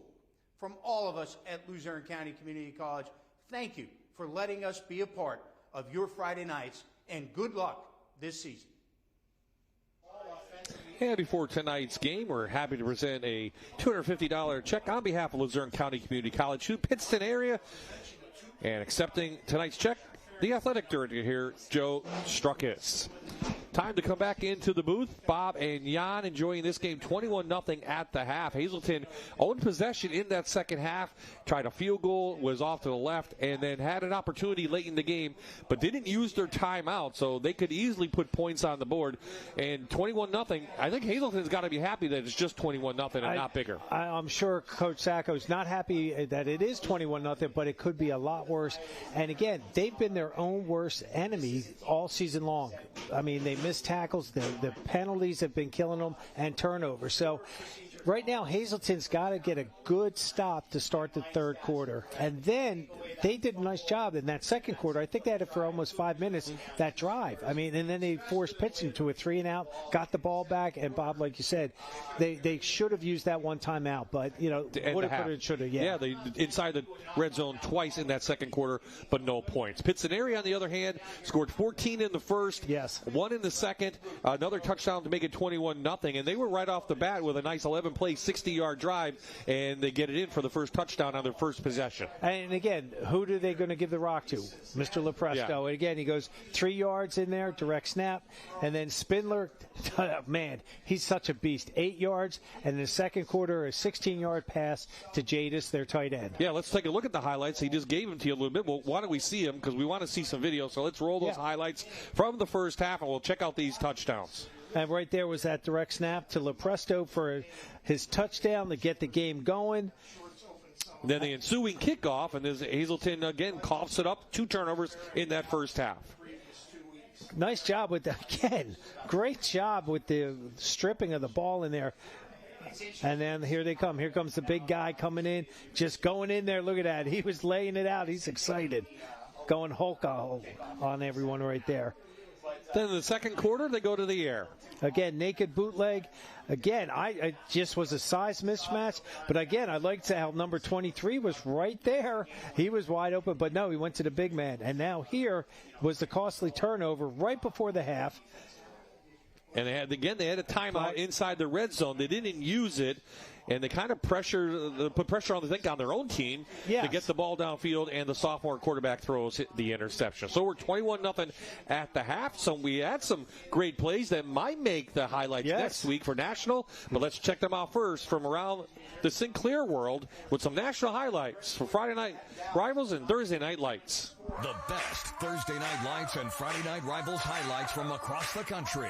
Churchill hands to Ron. Nice cut move. And a hurdle. He's still on his feet. Are you kidding me? Caleb Ron, touchdown. Oh, my goodness. What did he just do? Empty set now for Drahal. He's going to air it out, taking a shot deep. Making the catch in stride is Tabato. Touchdown, McCauley. Fortier just unleashes one to Tabato. Look at that. Just a cannon down the field. Tabato gets behind the defender. Fortier with the throw. And here's Rios. He can change it in a hurry. Breaks it outside. There he Breaks goes. Another tackle. He's at the 30. He's at the 20. Got one man to beat.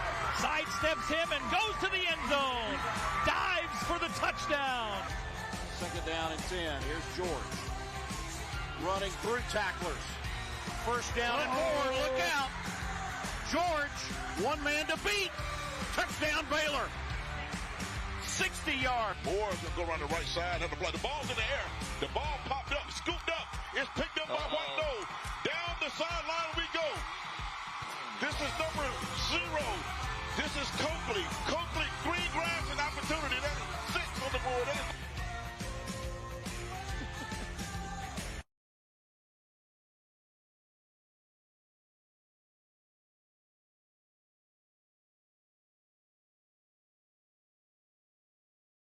Is never on.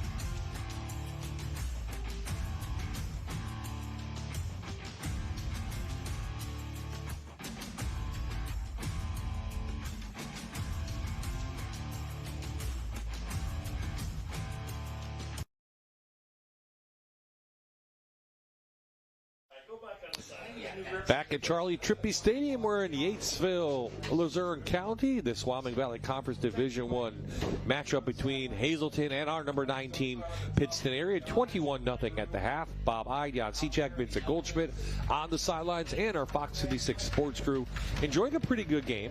21-0 into the second quarter, and Hazleton tried to get something back. So, keys to the game for the second half from the first half. What do you want to see more from the Cougars? And I would think stopping Pittston area on their opening series might be a key, right? That would be a huge key for their defense, and their defense showed that they can do that, and they did a great job right before the half to get that ball back before that costly interception.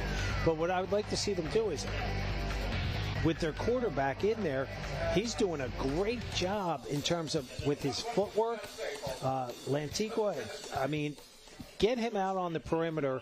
Try to do maybe some bootleg action with him also, some play action, but really they don't have too much plays back there other than with Carlick to try to draw that up, and he's one of their better receivers, so you're in that bind right there. And again, they're still banged up.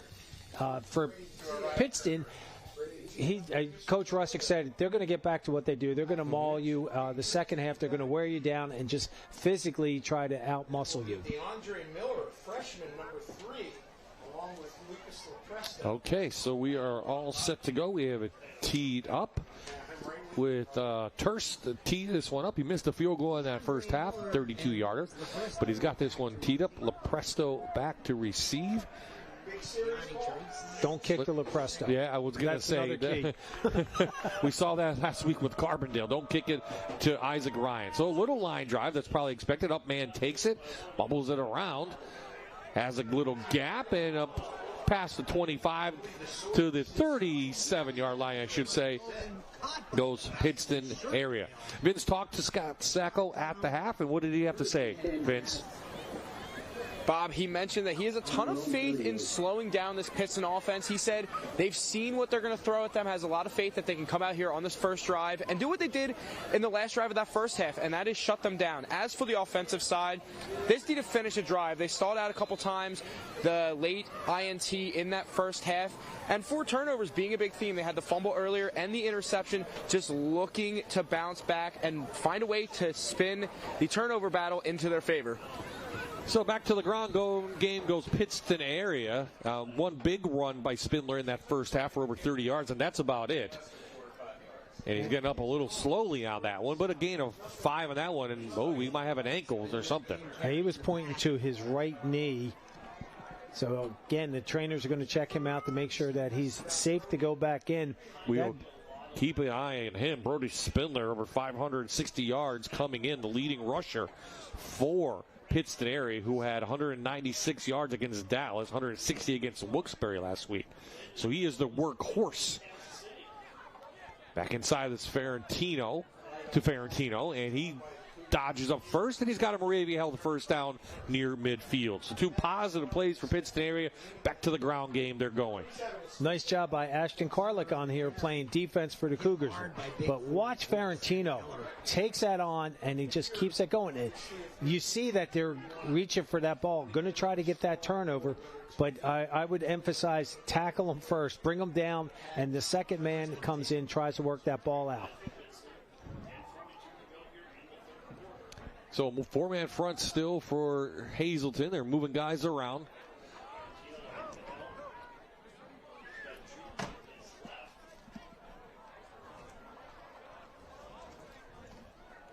Play clock at 1. They finally get it off. Rushed on the outside. Ferentino has running room. He's got a gap. Into the secondary it goes. Whip right down by Carlick. But it's a Moravia held first down inside the 40 to the 39-yard line. So gain of 10. Well, you see the defensive ends come flying way upfield. Again, you see how the offensive tackles rode them out smartly. And you saw Paulie Ferentino using his eyes and his brains and his feet on that play, getting a first down for the Patriots. Back to the other Ferentino. Jude cuts it back through. We have a flag down. We haven't had a lot of flags on the field tonight. A couple for Hazleton area in that first quarter, but nothing really major. So let's see what this one is from a Wyoming Valley Conference crew. Mike Monahan, and it'll be our first hold of the game. It's going to be a hold on the Patriots.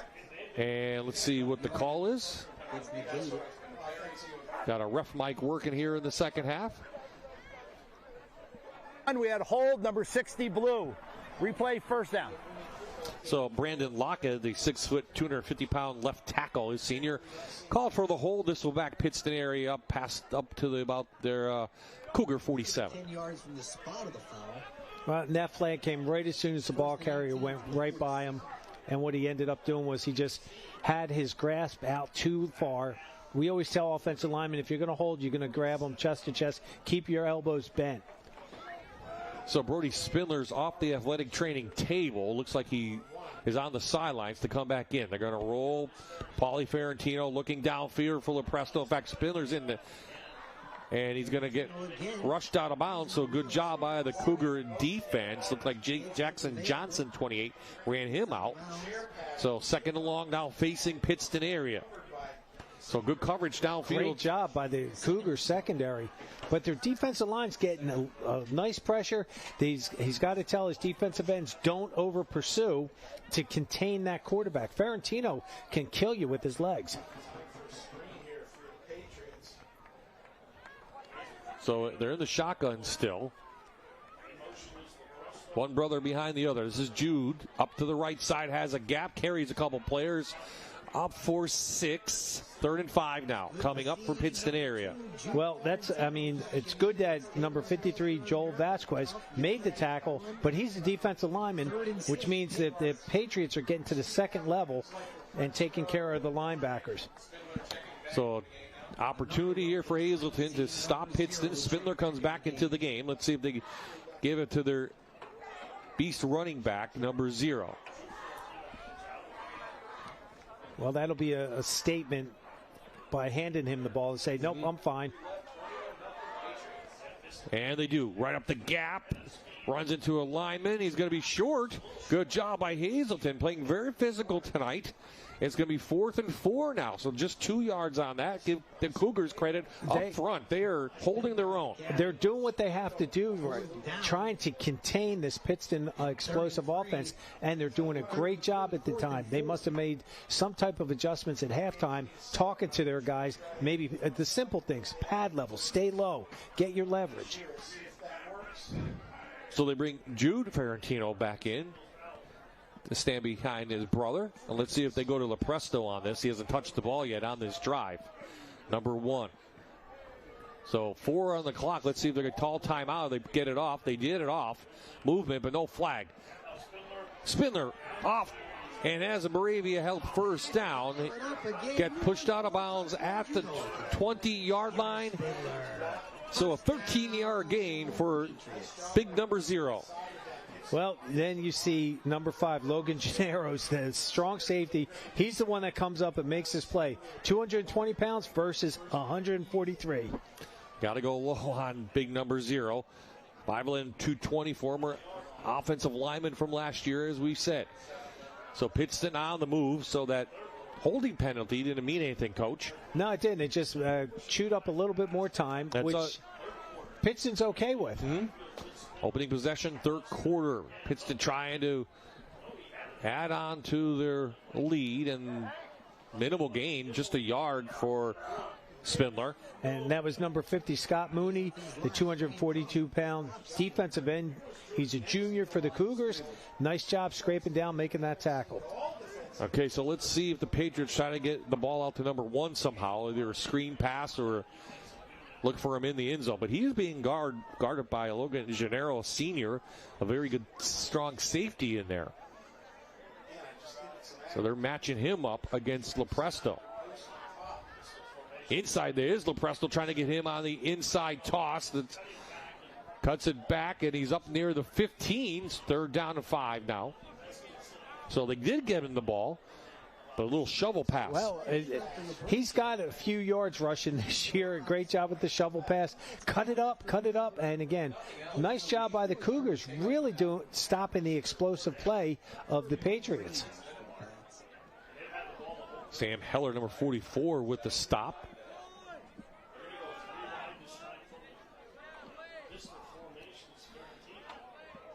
So Spindler still in the backfield. Long drive here, eating up this clock, almost 5.5 minutes here in the 3rd. Ferrantino back, looking for Lepresto over the middle, and it's almost intercepted. Gennaro cut in on Lepresto and almost picked that one off as they were looking downfield for number 1 the whole time. They really were. There was that big explosive play that they've been trying to limit. Great job by Gennaro. He had a lot of time to throw the ball, not the perfect pass. And right there, just right through his hands. He played that perfectly. So a 4th down for Hazleton, the 10th play of this drive, opening one of the 3rd quarter, eating up a lot of time. They're in the Santarelli and Sons red zone. They're going to go to a little cutback to Lepresto, and he holds on to the ball, and it's going to be a Moravia held first down at the 6. So a gain of 9, and it's first and goal, Pittston area. Smart play by Lepresto. Get that first down where it needs to be. Great concentration. Again, high school only needs 1 foot, but he made sure he had both feet in. You knew they weren't going to stop him. You knew that he had to touch the ball on this series somehow. So now Pittston into the power formation. 3 big backs behind Ferrantino.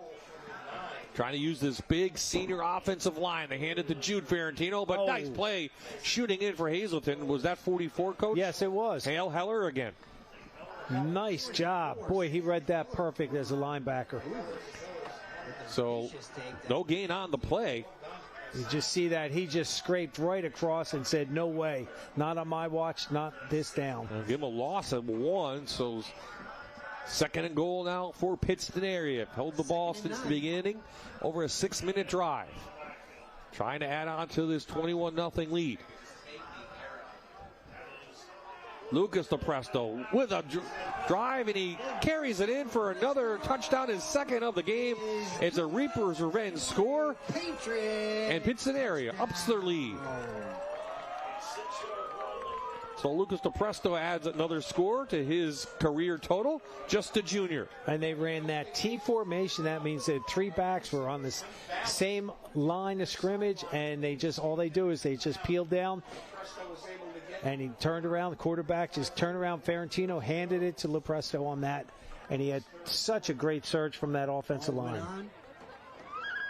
So Baldwin back in. Perfect on the night. And the PATs. Kick is up, and it is through. So it's a 12-play, 62-yard drive.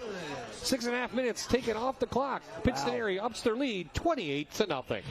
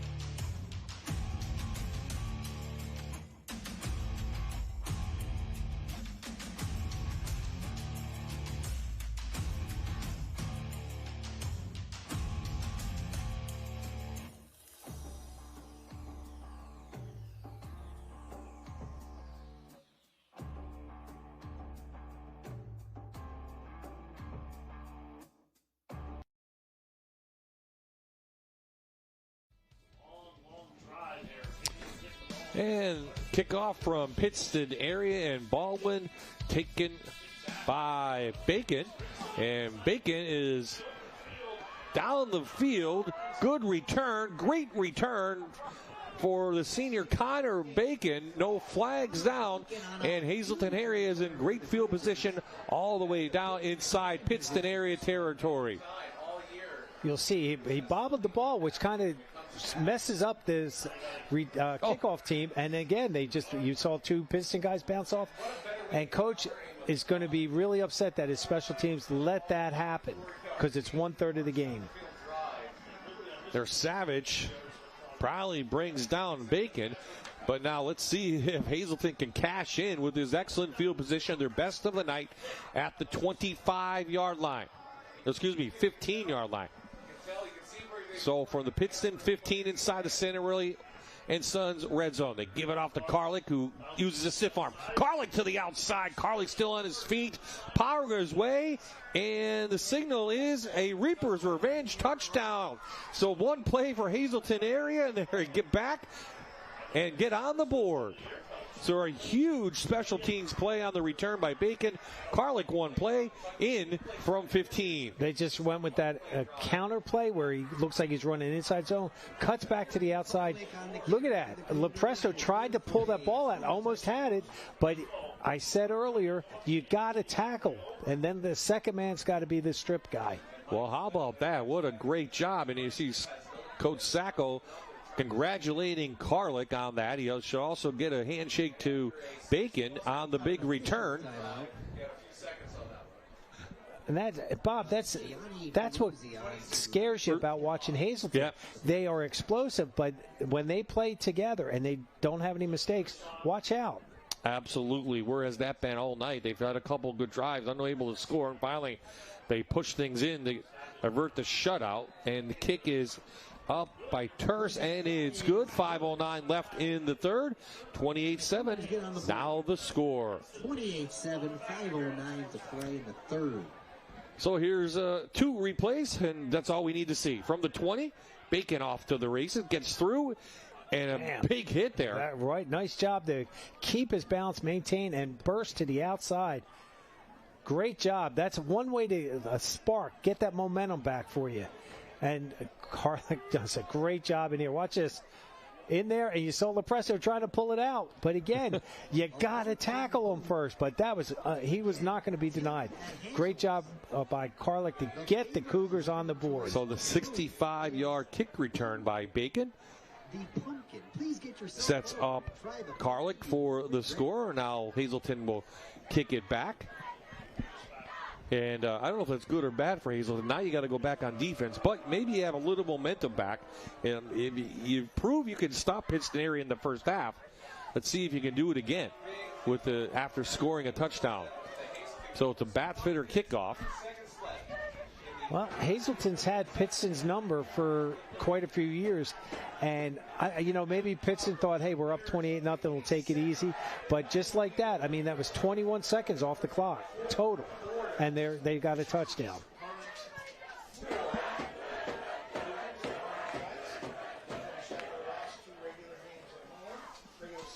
Now waiting for the officials to say, yes, you can play ball. So a little extended time out there, and they have it teed up, and kind of a dribbler, still live. Oh, it touches a Pittston player. He picks it up, though, and he's got running room. And that was number 13, Billy DeSoy, a senior. So maybe trying to sneak one in, almost like a onside. Onside kick, yeah, sorry. I thought you were going to do the reader. No.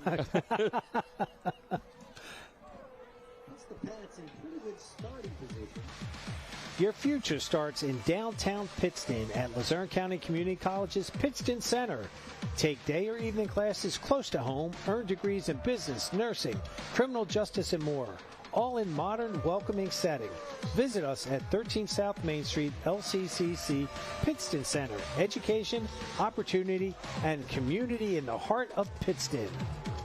So the Patriot offense back on the field. They did go last drive, 12 plays, 62 yards, but Hazleton counter right back. Spindler up the gut, bouncing off players. Brody Spindler finally wrapped up by Heck, and it'll be right at the line to gain, and they shouldn't move the chains for a Moravia Health first down, but they had him in the backfield. They had him close. They had him right at the line of scrimmage. One guy, then he bounced off two. You'll see this right in here. I believe it was, he bounced off his own man, but right there we had it. And then number 20 had to hold on for dear life by grabbing those ankles. Xavier Heck, the sophomore. I think you're going to see a lot of number 0 here to roll out this third quarter.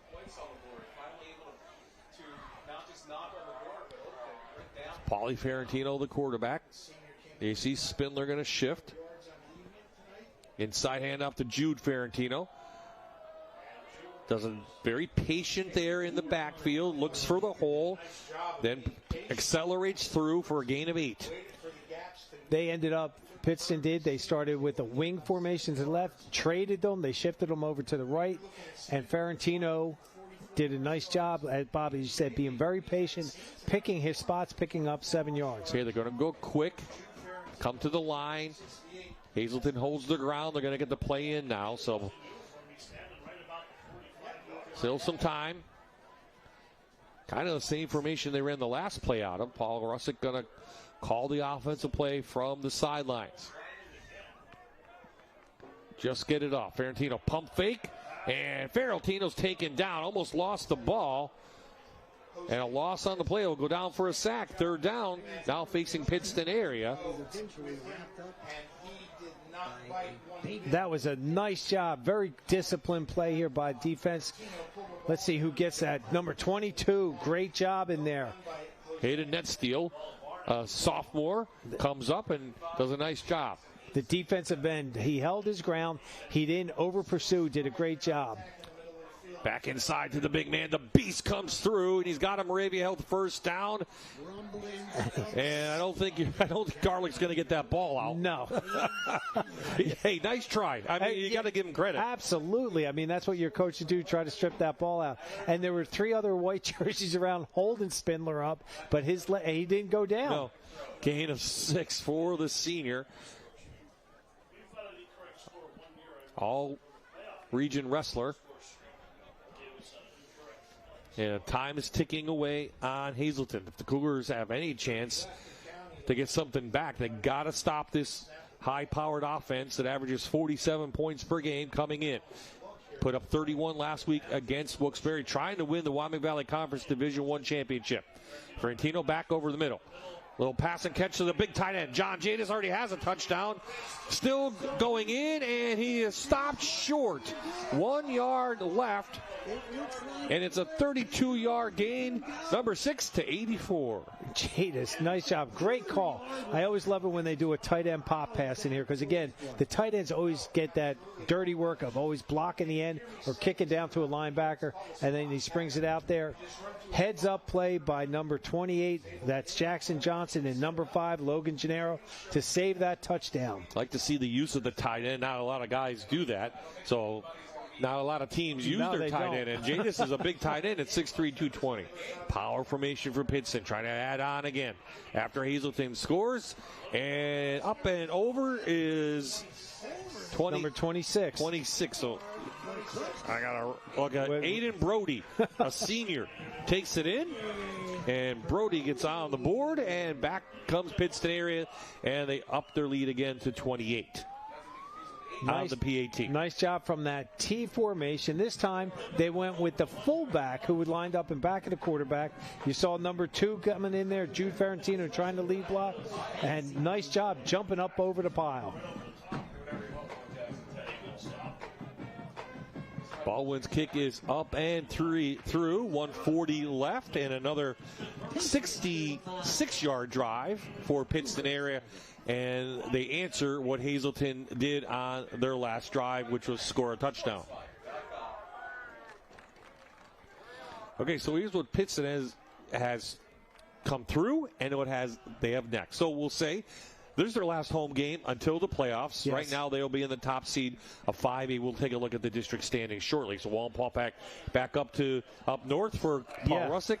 Very familiar with that area. And then their big game, of course, the bridge game against Wyoming area. And that should be a heck of a matchup over there in West Pittston. But, they beat Valley. They've beaten everybody they needed to beat. And again, Dallas, they come back. 1 point difference there. Crestwood, they hammered them pretty good. They understood that single wing that they run. Last week it was a shootout with Wilkes-Barre. So they've got their hands full, especially Wallenpaux's playing really good ball this year. And we know the battle with Wyoming area every year, throw the records out. But both teams potentially could be going into that game 8-1.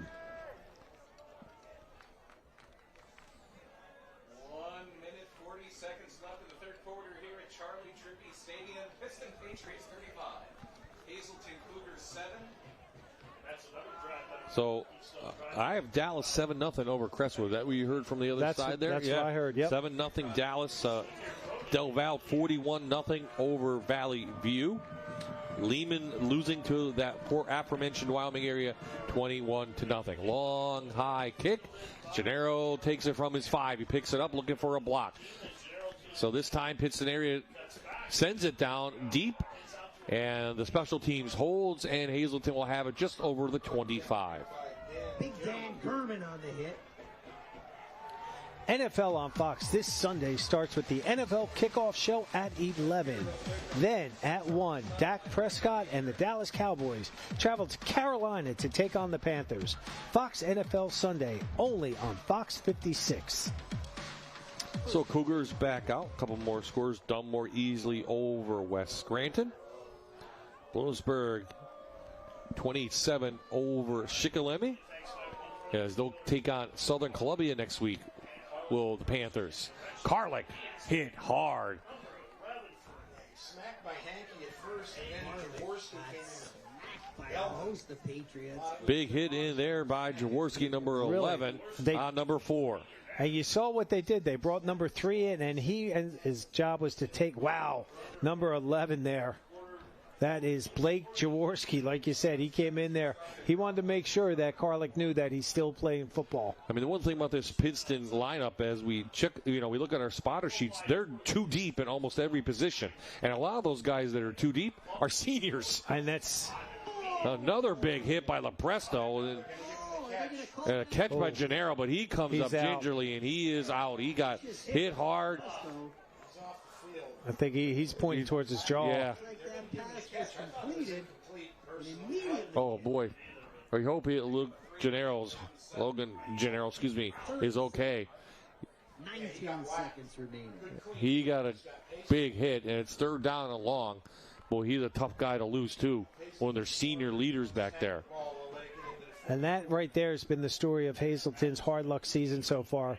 They get things going, and then they get a key injury to one of their skill kids, and that's just been hurting them all year. No consistency. Well, they did score, and it's now 35-7. Head to the quarter number 4 here in Yatesville.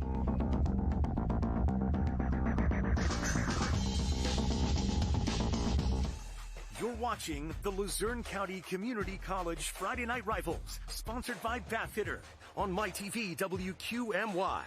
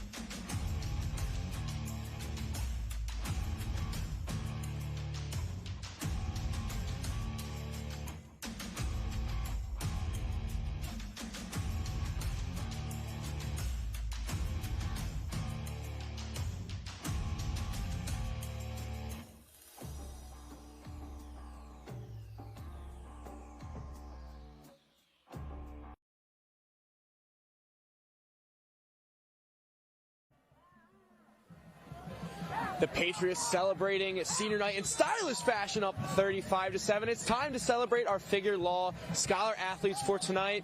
For Pittston area, we have Brody Spindler, and for Hazleton, we have Kayla Lagaway. We'll start with Spindler. Along with the touchdown he has tonight, he's a 3-year football captain and wrestling captain, a member of the National Honor Society and the Zero Conflict Anti-Bullying Club, as well as he volunteers with youth tournaments, camps, and church picnics. As for Lagaway, a 2-time first-team all-conference softball player, a member of 3 National Honor Societies, and volunteers for the Lady Cougars softball and basketball camps. And our first commit of the year, committed to Millersville to continue her softball career, as well as studying business administration. Just a reminder, all of our scholar athletes, both past, present, and future, eligible for a $5,000 scholarship at the end of the season. Thank you, Vince. Congratulations to both teams. We entered the 4th quarter here in Yatesville in this Wyoming Valley Conference Division I matchup, and we had a penalty. That was a false start. Yes. So 3rd and long now facing this Cougar team. Down 28 still. Sophomore quarterback going to face some pressure. Blackshear went across. Lineman moved, so what are they going to get, Coach? I think they're going to go with Blackshear on this one. I'm going to say number 9 they're going to get. Nope, they're pointing the wrong way. What do we know? And you see the one official coming over with his thumb. He's like, no, man, he moved on my side. Yeah. So the officials are going to talk this one over. Don't forget, at the end of the game, we'll have our bus stop of the game. We had encroachment before the false start on the defense. 5-yard penalty, 3rd down. Okay, after the discussion, they'll get that 5 yards back and make it 3rd and 7. So, with this play, again, you'll see up top, you'll see Blackshear move, but again, all right. I don't know. That's the Cougars get that one, yes. Right? Blackshear's lingering. Here comes Yes, the outside blitz. Lantigua takes it up, avoids Spindler. Lantigua has a first down and more, and he has a great gain inside Pittston area territory.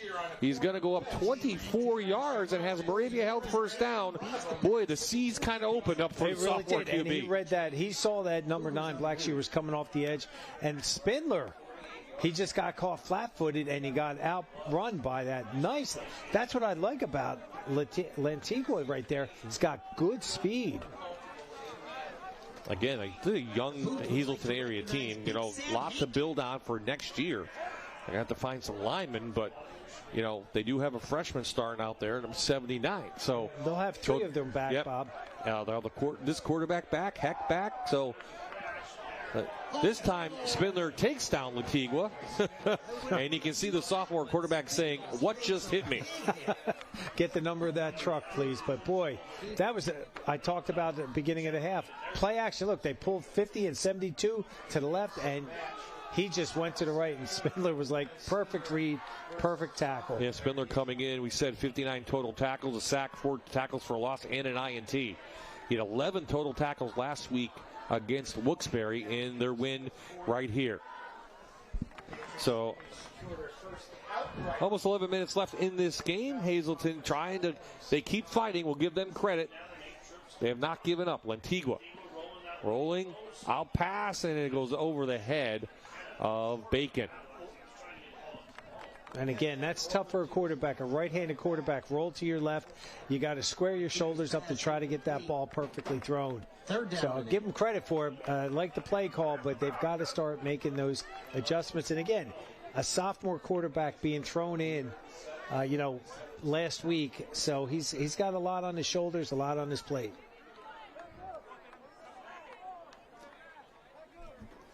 So number 5, Logan Gennaro, the senior who got hurt on defense, has not returned. Number 5, he took a big hit in the face. He has not returned. So nice job. Flags come in late, and it's caught, though. Is that Heck? That is. That is Heck. Right at the line to gain.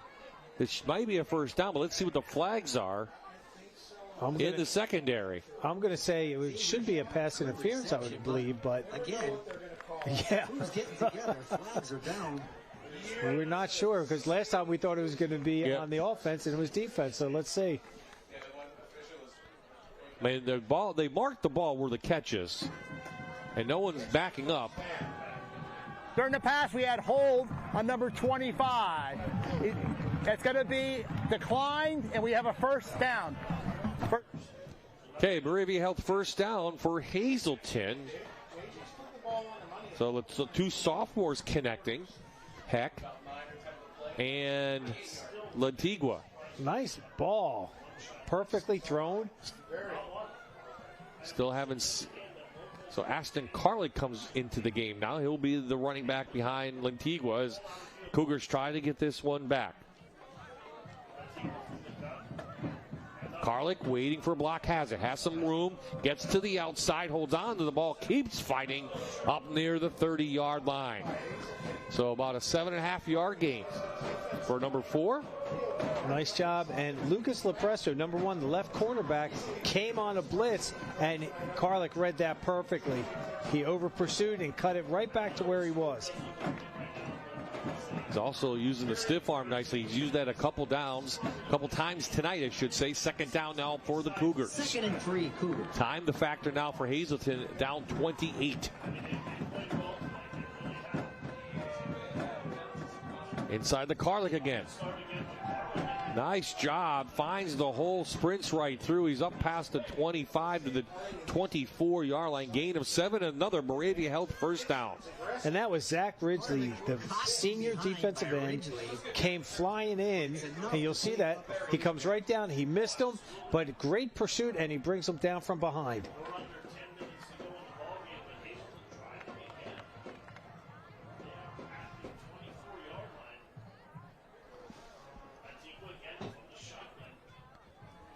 Inside the Heck, another gap opens up to the 20. Taken down by Matt Diello, a senior. number 75, but a nice gain of 4. Well, what's occurring right now, defensive line for Pittston's being very aggressive, and they're over pursuing, and that's forming a natural hole for the running backs to run through.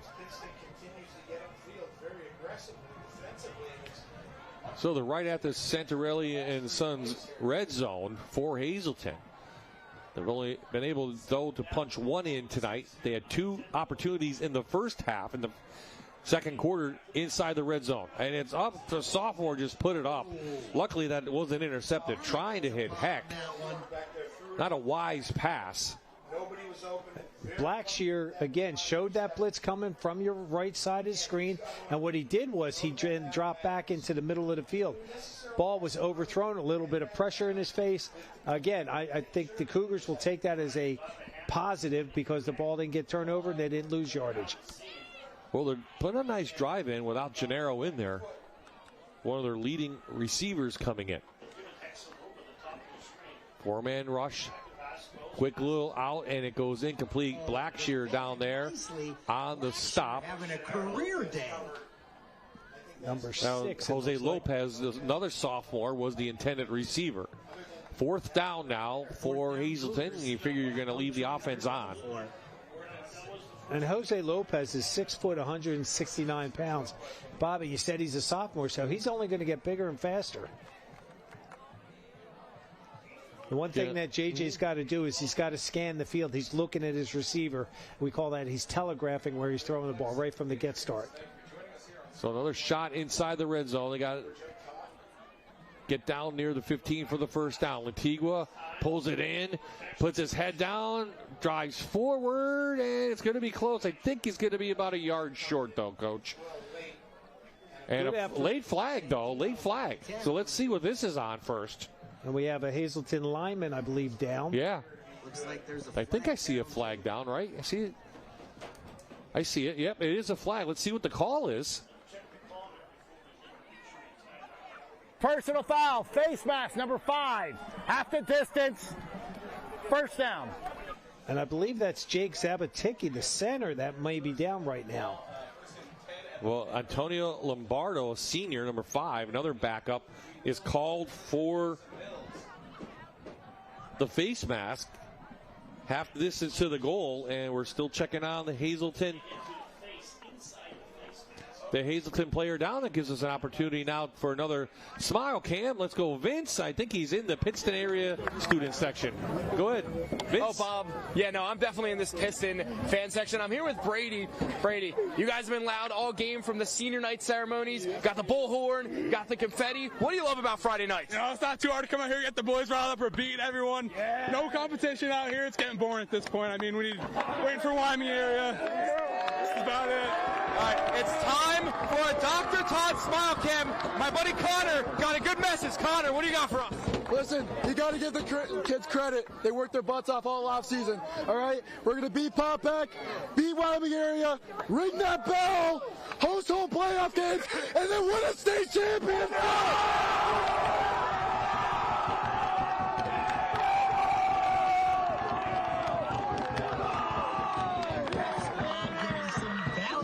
Hey, if they get that support, you never know what could happen with this Pittston area team. They Absolutely. have a senior-oriented team. They've shown they're a tough team. They have some speed with the Presto, and you know they could do it.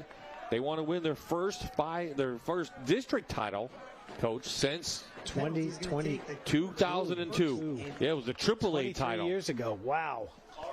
And they will be the top seed in 5A. Okay, so after the penalty, back to the I formation for Hazleton, and they're going to have to take a timeout. Maybe it's an opportunity now to show those standings, Coach, as we have a timeout down on the field. We'll see. Now, again, district playoffs start in, week 8? Yes. So 2 weeks, and then Halloween it starts. So Happy Halloween. Okay, so here's what Pittston has. Again, they win tonight, they can win the division title. Win a couple games, they could take that top seed. But Abington is playing very well. even without their quarterback. And Delaware Valley's winning tonight to even their record at 4-4. I think they play North Pocono next week. Yes. Four teams get in. So right now, Pittston would take on Valley West, had home field advantage throughout, but then they would have to face either a team from the Lackawanna Football Conference, either the Comets or the Warriors. Well, and right now, we saw Wyoming Valley West. They play tomorrow. And then we saw that West Scranton was listed there also, and they were on the losing end tonight so far. So after the timeout, Cougars back on the field from the 8. First and goal, Cougars. Now we have a new center in there, Coach. You got to watch that. 50. Looks like. Oh, nice good job. train. Heck still in. Ridden back by Spindler, and up to the 5 it goes.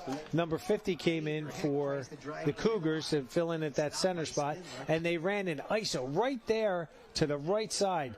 Heck did a nice job, and number 50 getting involved right from the getaway, coming off the bench and getting his number out there. So Mooney moved over to center. Vasquez, who we saw a lot on defense, number 53, comes into right guard. So Antigua is going to go underneath center, just a regular I formation. There you see Pittston trying to come in. Pick up the block by Carlick, and Heck can't get out of the grasp of Spindler. Good pressure by the Patriots defensive line. Carlick is supposed to be attacking them, and you'll see the defensive line get right up on him. He's got to attack that downhill, and Heck does a great job in there fighting for that extra yard. I mean, you're trying to block a 220-pound former lineman who's just going full speed at you. You think Hazleton's got to take it to the outside or do some misdirection here, because again, Pittston area is very aggressive on defense. They really are. They've been taking themselves out of the play and forming natural running lanes. So they went out of the eye now. They're showing the blitz. They bring it from up the middle. Antigua going back to the backside, almost picked off. Big number 56 had it. Brian Hankey put his big paw there, and boy, if he had taken it, he'd still be running 4th down. Now he's playing left defensive end. I like the call. They go misdirection, and all he did was he read that screen perfectly. He's feathered out and got his big paws in there to break that ball. So another opportunity for the Cougars from their Pittston area 5, trying to get 7 more on the board. 7:01 left in this game. 4th and 5, Cougars. And the play clock is another issue for Hazleton. I don't know if they're getting the play in too late or the clock's being reset early, but this is several times tonight that they're unable to get a play in, and they have to call a timeout. Well, the official pointed the timeout to Pittston. Huh.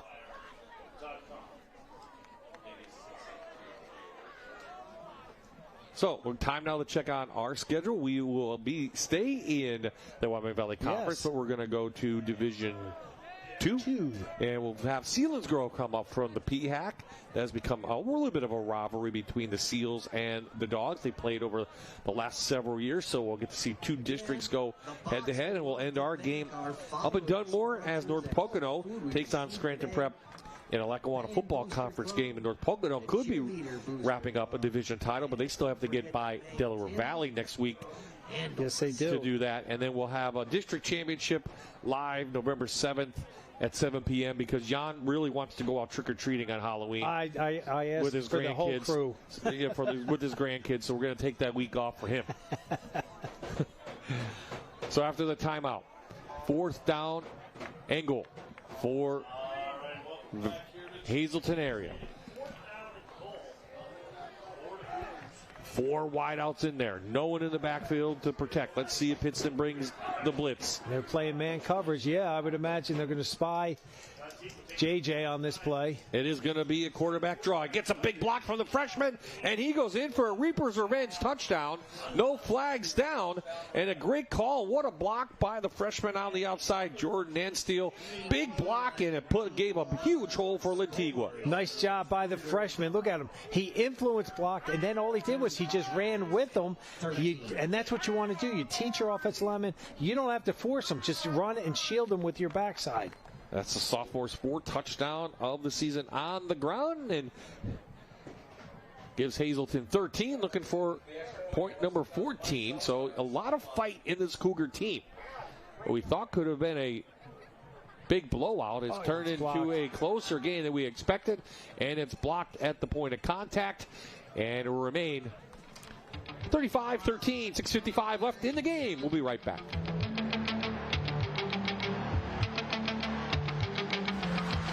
You're watching the Luzerne County Community College Friday Night Rivals, sponsored by Bathfitter on MyTV WQMY.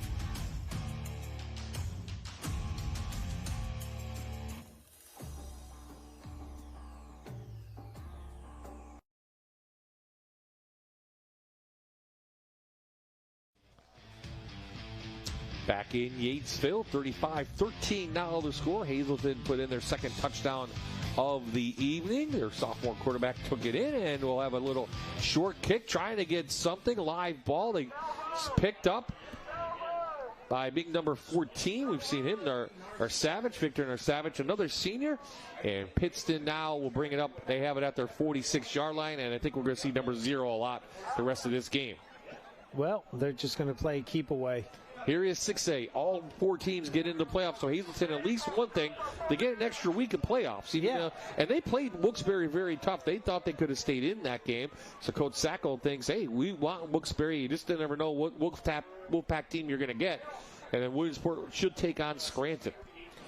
And that's what I mean. One thing Hazleton has shown is that they have a lot of fight in them. They're not giving up. They're still fighting tooth and nail. They got, another touchdown here late in the fourth quarter, and they're still out there fighting. Ferrantino's going to pass it and go downfield to Lepresto, and he was open. He got behind the secondary, and he's down to the 15-yard line. Remember, he needs 107 yards to become the all-time leading receiver in Pittston area program history.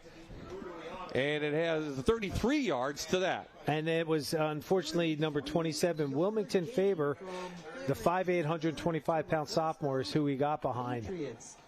So kind of surprised he put it up in the air.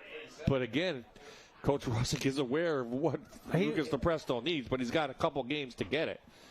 And there was that shot. We've been waiting for either of these teams. And, yeah, to go downtown, I mean, hey, they're playing football. There's a lot of time left, 6:42. There it goes to the air again. Little out pass to Lepresto. So, you know what? He likes to get the ball to his best players and keep them happy. And where we heard that before, right? Yes. Yes, Coach Sirianni, I hear you. But no, great job here. Again, getting to Lepresto. I mean, he's worked his tail off. He's got a couple records he could be breaking here for Pittston. Bob, you said that he still has a couple games left, and I think he did break the record. I think they're going to stop the game. Has now become the all-time leader in reception yards. So he does become the all-time leader in reception yards on that catch, surpassing Andrew Krawczyk from 2020. So he's over 1,543 yards. So they're going to stop the game. There you see Lucas Lepresto down there. And that's Krawczyk right there in the red. And they're going to present him a banner. So he's broken 3 records here tonight.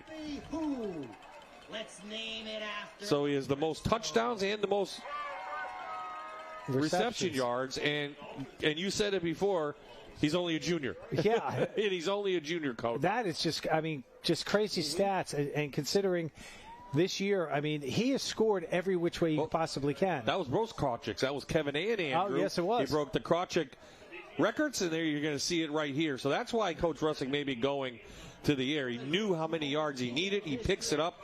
He gets a banner late in this game, and congratulations to Lucas Lepresto. We'll talk to him about that record with him after the game if Pittston area hangs on. So congratulations to the junior wide receiver. Now Pittston area back, probably want to run this clock out, maybe get a quick another score in. 6:25 and counting. So they go back inside to that running game up with Jude Ferrantino, the junior, up to, the 2-yard line. And that's a special bond right there when your brothers get a chance to play ball together, especially when you have a quarterback handing it off to your brother who's a running back. So a lot of family ties up here. You saw the Krawcheck brothers right here, proud to see Lepresto get their record. And they're lined up in that T formation again. Oh, big 90. Well, we saw him in the beginning of the game. They're going to throw a bone to big number 90, Coach. He's the Hart. He's a big guy. We saw that earlier. They had him in as a power back, and this time they fed him the rock. Jalen Hart, another senior. So a big touchdown for Hart on senior night. Seniors coming up big on senior day. He's loving it. What a great night. He's going to remember that forever. Absolutely. Congratulations to Mr. Hart on scoring a rushing touchdown. And, high fives for everyone on the sidelines. Ball went in for another PAT, is up and good. 5:34 left, and Pittston extends their lead now to 42-13.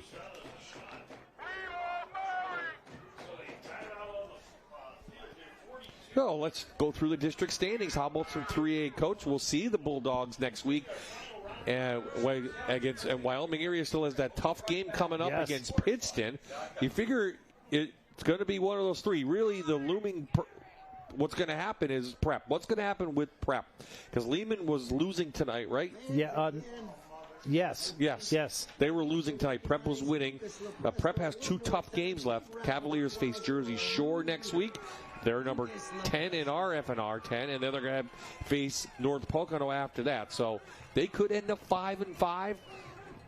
They don't want to get the 4th seed, though, because then you have to play Berwick in that second part of the semifinals. Right, in Carbondale, they lost tonight. Yep. Hanover won big. They had Montgomery, Votech. Yep. Tunkhannock, I saw, was winning. Mid-Valley was losing. So they could just shuffle the bottom 4. I think Scranton Prep is going to be fine. I mean, they've got some tough games ahead of them. They started out slow. Obviously, you can see 3 and 4. But they didn't have Mr. McPartland back there. No, but they had a tough loss last week to Abington Heights. Congratulations to the Comets without Nick Bradley in there. So Berwick is obviously the favorite, and how about that story? They haven't won one in a long time. We'll be that. We'll talk more about that next week down in Dog Country when they take on the Selinsgrove Seals. And again, remember, Berwick's already beaten Wyoming area this year in Division II. So Baldwin with the kick. Takes a big bounce to Heck from his 10. I should say that is number 6, Coach. Yep, that is Jose Lopez. We saw him before. My apologies. Flag comes in. Oh, yeah.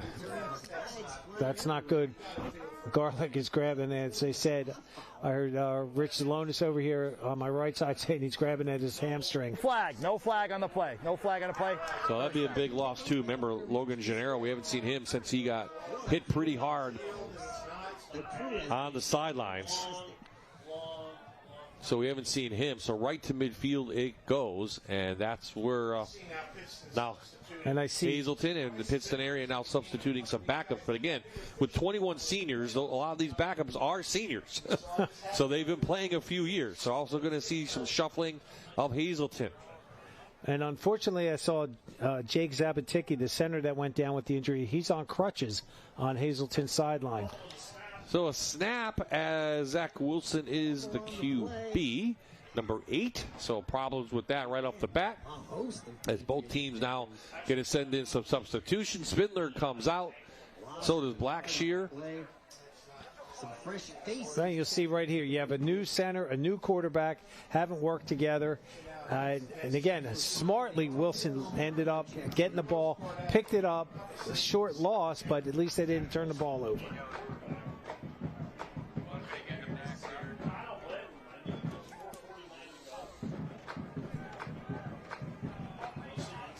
Inside handoff. Number 2. Number 2 is Jason Zamudio.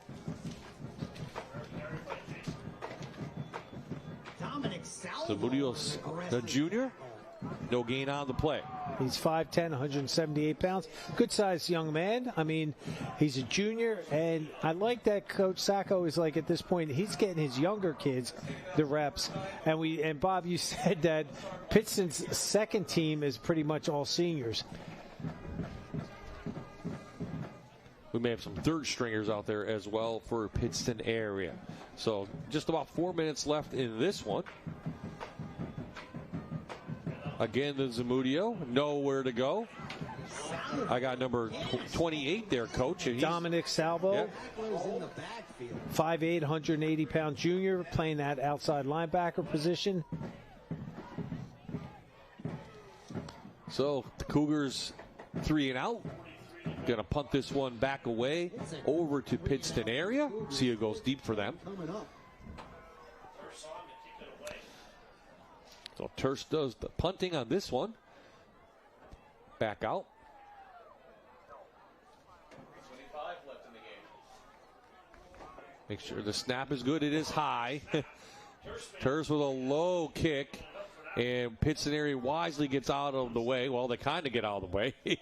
And the ball rolls dead at the 14.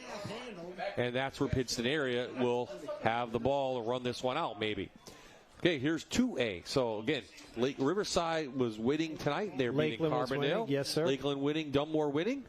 Holy Dimmer, I looked at their score. I will check on that. But again, they lost, I believe. Yeah, 4 teams in there. So, again, Lakeland the favorite as they've beaten Riverside, and we saw them beat Dunmore. But again, it's tough to play teams twice in a year, even though Lakeland will have the home field advantage. And you know the team, but again, sometimes you rest on your laurels if you won, and the other team, will come back and bite you. But Holy Redeemer ended up losing tonight 57-6 to Montgomery.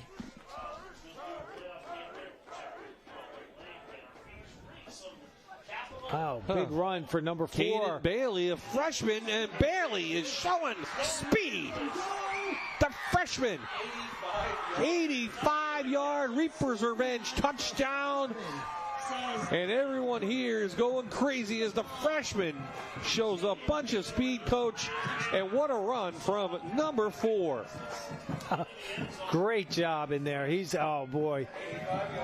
Doesn't matter the score. When you hand the ball off, you want to score. Doesn't matter who's in the game, right? And it doesn't matter because these young men, they're getting a chance to show the varsity coaches what they can do.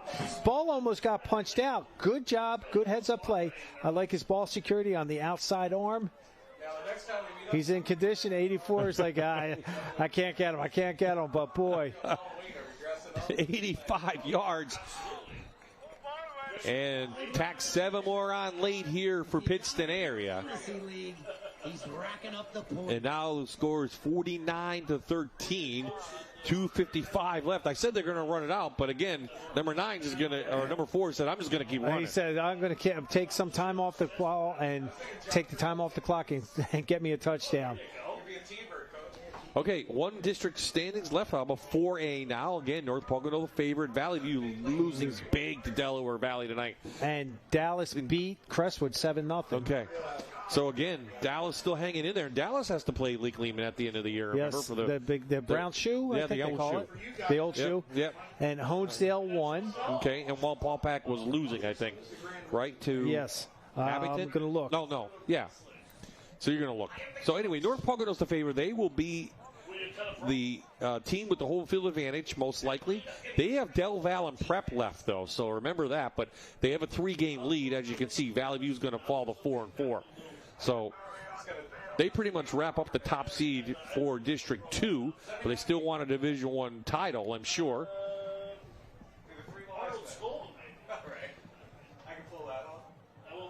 Still looking for the Wallenpaupack score, folks. I apologize. Oh, yep. It was 31-14. They did lose to Abington Heights. Del Val 41, Valley View 0, Berwick 56, Williamsport 19. Scranton Prep, easy time over Mid-Valley, 35-0. Lakeland 40, Western Wayne 14. Heck from about the 10. Nice. Heck right up return. through, winding through, and up past the 40 to the 43-yard line. And again, next week we're at Selinsgrove and Berwick. On the tackle. So is now the time we talk about what happened yesterday? What? Yeah. I think we should, Ace. Well, you can explain the story now that we have 49-13 is the score. I'm not trying to brag. I'm not patting myself on the back, but I'm sure it's a great accomplishment. I get a text message early in the week from Mr. Ide saying, "Hey, how about we play some golf?" And I was like, "Sure." And then he asked me where we would like to play, and he gave me a couple courses, and I said, "Hey, we have to go to Sleepy Hollow. It's getting close to Halloween." And lo and behold, here we are. We played the back 9, and on hole number 18, Bob had this perfect swing. Ball took off, straight as an arrow, and mine went off to the left. Bob found my ball. I'm looking for his ball. We thought it was in the gully. Next thing I know, I'm like walking across the green. I said, Bob, I got to check this. And lo and behold, Robert Ide got a hole-in-one up at Sleepy Hollow yesterday. I'm telling you, Bob, it was great. I was right behind you. Your feet were perfect swing, perfect ball, and I'm still in amazement that you did that. I could say I know somebody that actually got a hole-in-one. So congratulations there, Robert. Okay, so thank you. I appreciate it. And it came to a shock to me as well. Oh, I could have pushed you over with the wind was gusting pretty good. But the look on your face, I wish I had my camera at that moment. Well, it was in the hole, and I appreciate it. And I appreciate everyone reaching out to me personally through a couple days. I know Tyler Peterson, our director in the truck, expects me, to buy the beverages. I said, he's supposed to buy me. Yeah, I mean, he wasn't even there, and he wants you buying for him. I know. How about that? Unbelievable, but no, I appreciate everyone reaching out. Yes, something you don't ever expect. And no, I am not a real good golfer. I'm adequate. We have a good time golfing. We talk football. Yeah, we talk football. And sometimes a squirrel finds a nut. Right? And we did. We talk all sorts of sports. And, of course, we always have the answers for the Eagles and Phillies. Well, I don't know about last night. We're not going to we won't talk about that. No, we won't. Okay, so we're off on a tangent here. As you can see, the clock's rolling down. Most likely last play of the game. A little handoff inside to Zamudio. And that will do it. So Pittston area